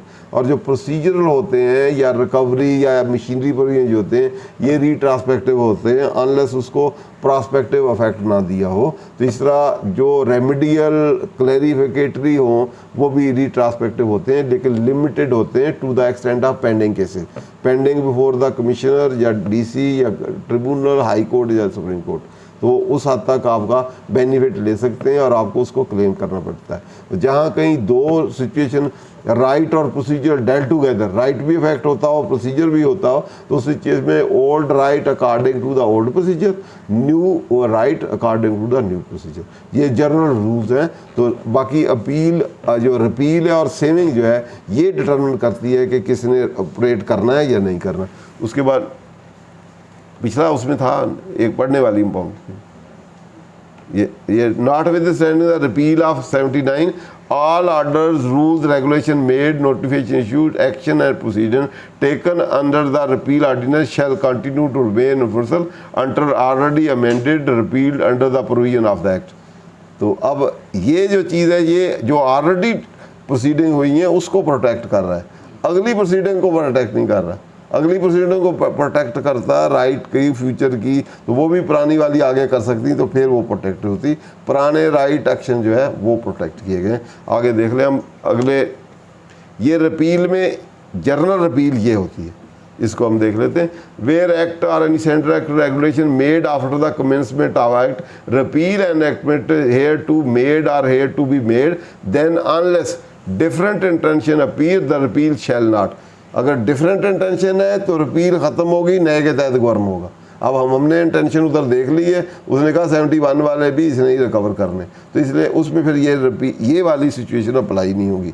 अगर इंटेंशन नहीं जाहिर तो फिर ये सिचुएशन होगी जो हम देखते हैं कि फिर रिपील का revive shall not revive anything not in force or existing at the time at which repeal take place। तो पुराना लॉ जो है रिपील होने से वो रिवाइव नहीं होगा जो उस वक्त नहीं था, ठीक है, जो मैं पहले कहा था। उसके बाद next, affect previous operation of an enactment so repealed, पहले जो ऑपरेट हुआ है पुराने जो एक्ट ट्रांजैक्शन हुए हैं पास क्लोज ट्रांजैक्शन जो है उनको वो किसी तरह अफेक्ट नहीं करेगा, वो उसी तरह ही रहेंगे, वो पास क्लोज और फनल्टी अटेन कर गए हैं। उसकी वजह से आप कहें जी आप लाल आएगा तो वो लाइबिलिटी मैंने देनी थी मैं देनी ही नहीं है, वो नहीं इस तरह होगा, वो फनल्टी अटेन कर उस तरह anything duly done or suffered thereunder। उसके बाद affect do not affect any right, privilege, obligation, liability acquired incurred under any enactment so repealed। उसमें जो liability थी right से वो उसी तरह protect। affect any penalty, forfeiture, punishment incurred in respect of any offence committed against any enactment so repealed। अगर कोई punishment हुई है आपको तो वो चल रही तो उसी तरह चलती रहेगी, ये नहीं कि आज रिपील हो गया तो सब कुछ ख़त्म हो गया, आप आउट ऑफ जेल आ जाएंगे, बेल हो गई। ठीक है। Affect any investigation, legal proceeding, remedy in respect of such right, privilege, obligation, liability, penalty, punishment. Appeal आप उसी तरह ही कर सकेंगे, वही ला होंगे, सब कुछ होंगे, लेकिन डिफरेंट इंटेंशन हो गई है तो उसके मुताबिक चलेंगे। वहाँ अपील अलग दे दी गई तो ये फिर जनरल अपील जो है ये फिर अप्लीकेबल नहीं होगी। तो इसलिए हमारा जो है सलूशन यही हुआ कि हमारा जितनी अमेंडमेंट या जो पुराने अनपेड हैं वो अटेंशन, उसकी इंटेंशन क्लियर है, पास्ट और क्लोज प्रोटेक्टेड और सेफ गार्ड हैं, नए वाले या रिकवरियाँ नए में इंटेंशन क्लियर है, वो पंजाब वाला जो है उसके मुताबिक होगी, लेकिन वो पंजाब की जो एस्टेब्लिशमेंट होगी उस पर अप्लीकेबल होगा। जो पाकिस्तान की है इंटरप्रोविंशियल एस्टेब्लिशमेंट है वो पुराने लॉ के तहत ही गवर्नमेंट जाहिर है वो देंगे नहीं। हम तो पंजाब में नहीं फाल करते, हमारी इनकम पंजाब में से तो नहीं है, हमारे तो सारे वो भाग लेगा ना, फिर वो लेगा ना इनको, फिर वो 71 ना अप्लीकेबल होगा ना। आगे नीचे ये वो जनरल क्लासेस का था रिपील के बैठ, ये कॉन्स्टिट्यूशन है, कॉन्स्टिट्यूशन में भी सिमिलरली उसी तरह ही है। Where lies the repealed are deemed to have been repealed by or under the are by virtue of constitution the repeal shall not except as provided in the constitution. वही रिवाई वाला नहीं करेगा, वही उसी तरह। ठीक, आगे ये इनकम टैक्स ऑर्डिनेंस में अमेंडमेंट आई है, तो ये उसमें आई है कि उसको उससे रिकंसाइल किया है कि क्योंकि आप 79 वाला रिपील हो गया तो उन्होंने कहा जी इसको ले आए। इसमें एंड इसमें ये रेड वाला जो है 79, a person shall be entitled to allowances on account of welfare paid by the person in a tax year under the ordinance, और अब ऐड किया है, अब दोनों रखें। ठीक है, जो इंटर प्रोविंस होगी वो 71 वाले के तहत क्लेम करेगी, या फेडरल कोई एंटिटी है, or any under any law relating to workers welfare fund enacted by the person after 18th constitutional amendment, provided that the shall not apply in respect of any amount of workers welfare fund paid to provinces by a provincial establishment, उसके लिए नहीं होगा। हाँ जी, वाह को देना चाहिए, वो इधर दे दिया है, देना अफवाह को चाहिए था तो उसको नहीं अप्लीकेबल। ये उसी तरह सेम, ये आप केस लाए रिपील के, इनमें आप दे सकते हैं, पहला है, उसके बाद अम्प्लाइड रिपील देखना हो तो इसको देख सकते हैं, ये कस्टम का है, बाकी चीज़ें नीचे आ जाएं। ये अपील पे डिफरेंट ओमिशन क्या है, अपील क्या है, ये चार्जिंग एग्जम्पशन सेक्शन पे आपने देखना हो, कोई आपके केसेस हो उनका क्या स्कोप है तो इस पर देख सकते हैं। नेक्स्ट क्या है, ये नॉन ऑब्स्टेंट का नॉट विद स्टैंडिंग, दो चीज़ें थी, not with standing over riding class होती है, सब्जेक्ट टू होती है सब सर्वियंट क्लास, तो आपस में अपोजिशन है, इनको कंसल्ट करना है कि कौन सा इनकंसिस्टेंट है तो कौन सा प्रीवेल करेगा, तो कौन सा सब सर्वियंट है और कौन सा लीडिंग या प्रीवेलिंग क्लास है, तो उसके लिए ये है। उसके बाद प्रोविजो इंटरप्रेट करना है, बाकी प्रॉस्पेक्टिव रीट्रांसपेक्ट ये इंपॉर्टेंट है। 1996 SCMR इसमें फर्दर है कि जहाँ चेंज ऑफ फॉर्म, जैसे अथॉरिटीज़ हैं, पहले अथॉरिटी ए आपका काम कर रही है, अब उस पर चेंज होकर दूसरी आ गई, तो change of form usually always ना ये प्रोसीजरल नेचर का है तो रिट्रांसपेक्ट होता है। अब ये नहीं कह सकते कि मेरा काम तो पिछले को था वही करेगा, तो नए वाला फॉर्म चेंज जब होता है, वो एडजुडिकेशन फॉर्म हो, इन्वेस्टिगेशन फॉर्म हो या एपलेंट फॉर्म हो, तो वो चेंज ऑफ फॉर्म जो है वो रिट्रांसपेक्ट होता है, वो पुराने केसेस भी कर सकता है। तो ये मोस्ट इम्पॉर्टेंट है। इसमें पेक्युनरी जुरिडिक्शन हो, सब्जेक्ट मैटर हो, कोई भी हो, जो फॉर्म या अथॉरिटी चेंज होती है वो ऑलवेज रिट्रांसपेक्ट होता है। डीमे प्रूविंग है। उसके बाद ये एज ए लॉ को एज ए होल इंटीग्रेट करना चाहिए और एज ए किसी एक को इंडिपेंडेंट इन आइसोलेशन नहीं देखना चाहिए, कलेक्टिव मीनिंग जो है वो आप देखने चाहिए। एक्सप्लेनेशन का लॉ है अगर देखना तो नॉन आगे डी में। थैंक यू वेरी मच जी। इसके साथ ही कोई क्वेश्चन है? सर मेरा एक सवाल है जी करने के लिए। सर क्या लॉजिक थी इसको फेडरेशन से निकाल के प्रोविंस में डाला गया? एक बेसिक क्वेश्चन है। बेसिक तो उन्होंने कहा जी जितने प्रोविंसेस हैं उनको इंडिपेंडेंट ऑटोनोमी दें, हर कोई अपने रिसोर्सेज जनरेट करें, हर कोई अपने इलाके को अपने लोगों की वेलफेयर के लिए काम करे। पहले सुन दे ना, तो ये था कि पंजाब वाले कहते थे जी हमारे पैसे होते हैं और जो वर्कर्स हैं सिंध वालों को चले जाते हैं, माइनिंग में काम करते हैं। सिंध वाले कहते हैं जी हमारी टेरिटरी, हमारा कराची में पोर्ट में सारे हैं तो पैसे हमारे आते हैं। तो ये सारे पंजाब वाले और बलूचिस्तान वाले और वो खा जाते हैं। तो इस लड़ाई झगड़े में उन्होंने कहा जी फिर क्या किया जाए। उन्होंने कहा जी ठीक है, अपनी अपनी टेरिटरी, अपने अपने फंड और अपने अपने लोग, ठीक है। तो उन्होंने कहा अपने पैसे इकट्ठे करो, अपने लोगों को, अपने जो आपके बंदे हैं वर्कर्स हैं उस पर अप्लाई करो, खुद ही लो। और दूसरा दुनिया में भी, अमेरिका में भी जितनी स्टेट है इंडिपेंडेंट है, इंडिया में भी जितनी इंडिपेंडेंट है, अपने रेवेन्यू जनरेट करो, अपने लोगों की वेलफेयर करो, अपनी टेरिटरी की डेवलपमेंट करो, अपना इलाका डेवलप करो, रोड, ट्रांसपोर्ट, कम्युनिकेशन सिस्टम, लोग का वेलबींग ऑफ द लोग, स्टैंडर्ड ऑफ लिविंग अपने करो। वर्कर को भी आप अपने पैसे करके फेंक दो ना, दूसरों पे तो ना कब्जा करो। पैसे वो कमाए उधर से आए, उनके लेबर की कहीं आप अपने में दे दें, ठीक है। तो बेसिक ये था है ये फी है ना, सर्विस जिससे आपसे लेते हैं उसी को देते हैं। जिसके लिए अगर आप पैसे लिए वर्कर के लिए लिए तो एस्टेब्लिशमेंट को वो सर्व कर रहा है, उसे आपने लेके उन वर्कर को देना, ये फ़ी है। कोई भी फ़ी हो अगेंस्ट कंसिडरेशन होती है। तो वर्कर काम करता है, उसकी रेम्यूनरेशन या उसकी फैसिलिटी के लिए एस्टेब्लिशमेंट देती है। ये टैक्स नहीं है, ये मनी बिल का पार्ट नहीं है। यही उसमें होल्ड हुआ था वर्कर वेलफेयर। यहाँ फ़ी और टैक्स का एक आया था केस ला है, ईस्ट वेस्ट वाला है, एक वर्कर वेलफेयर फंड वाला है, उसमें एक दुरानी वाला है। उसमें यही होल्ड हुआ है कि ये फ़ी है, ये टैक्स नहीं है, इसलिए मनी बिल में नहीं आ सकता, इसीलिए उसको डिलीट कर दिया इसीलिए कहा ना कि वो करेंगे पैसे दें, ये फ़ी है टैक्स नहीं है। अगर टैक्स होता तो फिर एडजस्ट कर लेते हैं फंड में से, फिर नोटिस क्यों देना था 138 का। पहले ये यहीं से तो हमने काम स्टार्ट किया है ना कि सुप्रीम कोर्ट ने होल्ड कर दिया कि ये फ़ी है, ये टैक्स नहीं है। तो डिपार्टमेंट ने कहा अगर ये फ़ी है टैक्स नहीं है तो हम जो आपका रिफंड पड़ा है उसमें से क्यों एडजस्ट करें, ये हमें आप पैसे दें, इवन दो रिफंड पड़ा हुआ है।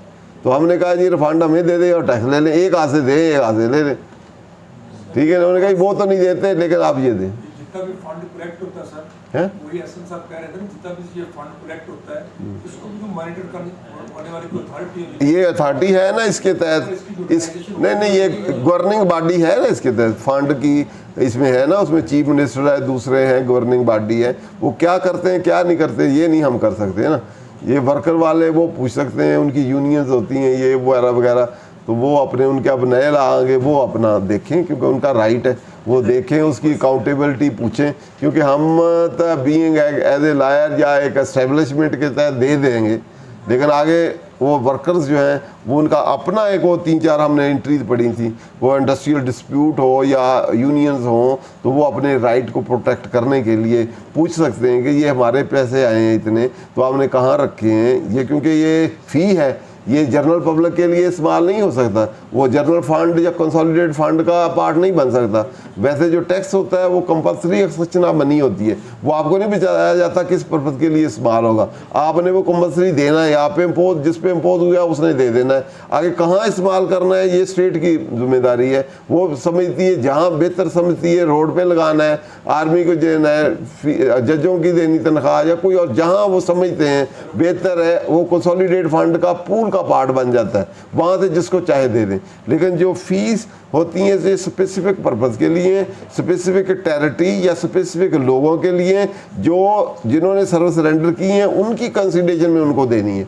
ये स्पेसिफिक नहीं है कि इस बंदे ने जितनी दी है उतनी ही उसको दी जाए, उस इलाके को या उन लोगों को, उन लोगों से में कम ज़्यादा हो सकती है लेकिन होगी उनके वेलफेयर के लिए ही, ठीक है। तो वो ये उस पर्पज़ के लिए फंड बना है, उसकी कमेटी है, गवर्निंग बॉडी है, गवर्निंग बॉडी उसको मल्टीप्लाई भी कर सकती है, उसको इन्वेस्टमेंट करके उससे और भी उसको मल्टीप्लाई करके ज़्यादा कर सकती है।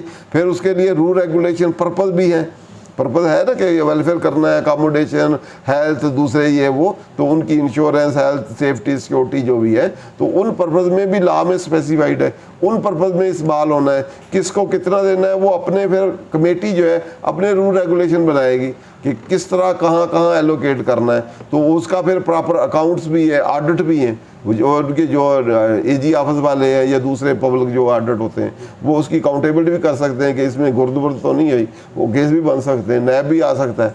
लेकिन वो चीज़ें हैं कि वो अकॉर्डिंग टू जो लॉ बना है, वर्कर वेलफेयर पंजाब वाला बना है, तो पंजाब ने उसमें सारे अपने रूल रेगुलेशन दिए हैं, साथ रूल भी बनाएंगे, और उसकी ऊपर गवर्नमेंट की जैसे मॉनिटरिंग होती है उस तरह होगी भी। अगर किसी को ऑब्जेक्शन हो, जो एग्रीड हो वो ऑब्जेक्शन कर सकता है। अच्छा, तो छोटा सवाल है, फेडरेशन के टाइम पीरियड में ये फैक्ट्रीज या इंडस्ट्रीज से लिया जाता था, जो रिटर्न का पार्ट बन के उसमें उनकी इनकम कैलकुलेशन में जब रिटर्न बनाते थे तो उसमें से कटे जा रहा था। बट जब से ये पंजाब रेवेन्यू के पास इसके इख्तियार गए हैं, ये तो अभी गए हैं, हाँ अभी चले गए हैं, अब ये मामला, इसमें अपन बड़ा एक स्पेसिफिक वर्ड यूज किया, एवरी एस्टेब्लिशमेंट। अब छोटे से छोटा दुकानदार भी इसमें शामिल ये पहले भी 2006 से ही वो अमेंडमेंट पहले ही आ गई हुई है, पुरानी एप्लीकेशन उसकी एप्लीकेशन भी थी। एस्टेब्लिशमेंट की डेफिनेशन पुरानी चेंज कर दी गई है, तो उसमें हर एस्टेब्लिशमेंट जो है, इवन शॉप, ये चार्ट अकाउंटेंट, ये वो सारी जिसका भी ऑफिस है या शॉप है उसमें फॉल करता है। पहले इंडस्ट्रियल था, जब इंडस्ट्रियल था तो फिर इंडस्ट्री डिफाइन करना पड़ती थी ना, तो फिर इंडस्ट्री को ख़त्म करके उन्होंने, और जब शॉप और वो ऑर्डिनेंस वाली डेफिनेशन लाए हैं तो शॉप में तो वो सारी चीज़ें शामिल होगी ना, इसलिए अमेंडमेंट सर बहुत पुरानी थी शॉप वाली। जैसे मैच में कभी तक 122 और 121 के 5 और 6 साल का फर्क नहीं पता चला, इनको पता नहीं चला। वो पता नहीं चला अब, क्योंकि PRA आ गया है, और दूसरा उसमें जिसने रिटर्न फाइल करनी थी उसी पे लगना था, तो वो शॉप वाला जो करता नहीं था, ठीक है ना। अगर वो रिटर्न नहीं फाइल करता था या थोड़ी 5 लाख थे, तो कई सालों से 5 लाख किसने डिक्लेयर की, फिर 5 लाख में भी 5 लाख का मतलब 10 लाख, 5 लाख जो एग्जाम्प्ट है वो तो आनी नहीं, 5 लाख टैक्सेबल, ठीक है। तो वो किसने डिक्लेयर की, कितने हैं भाई जो डिक्लेयर करते हैं, सैलरी वाले निकल गए, दूसरे तो है ही थोड़े से टैक्स पेयर। टैक्सेबल कह रहे हैं 10 लाख हो गए, 5 लाख टैक्सेबल और पहले की मैं बात कर रहा हूँ कि पहले 4-5 लाख की एग्जम्पशन थी, 2 लाख 3 लाख कुछ एग्जम्पशन भी थी ना, और फिर उसके बाद 5 लाख होती तो फिर वो टैक्स लगना होता था, ये वर्कर वेलफेयर फंड ना। लेकिन 2006 के बाद तो उन्होंने कहा कोई देता ही नहीं है, तो इस डेफिनेशन को चेंज कर दें, ठीक है ना।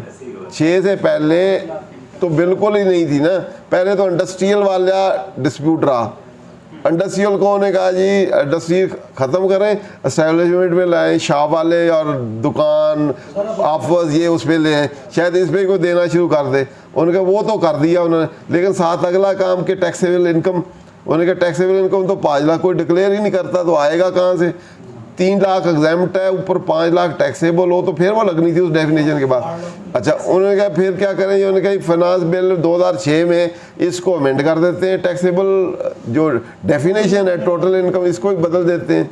बदलते साथ उन्होंने कहा जी अकाउंटिंग में जो डिक्लेयर करेगा और या टैक्सेबल जो हायर होगी उसको, या स्टेटमेंट वाली, उन्होंने उसको चैलेंज कर दिया। उन्होंने कहा जी ये फिर मनी बिल के लिए तो आ ही नहीं सकती अमेंडमेंट ये, तो क्योंकि ये तो एक फ़ीस है, तो फीस के लिए तो दूसरी लेजिस्लेशन होनी चाहिए, ये फिर मनी बिल में तो आ नहीं सकती। वो चैलेंज हुई, पहले जस्टिस मंसूर अली शाह ने उसको ख़त्म किया, कराची हाई कोर्ट ने फेवर में कर दिया, फिर वो चली गई सुप्रीम कोर्ट ने वर्कर वेलफेयर फंड वाले में डिक्लेयर कर दिया कि ये फ़ीस है, नहीं हो सकती।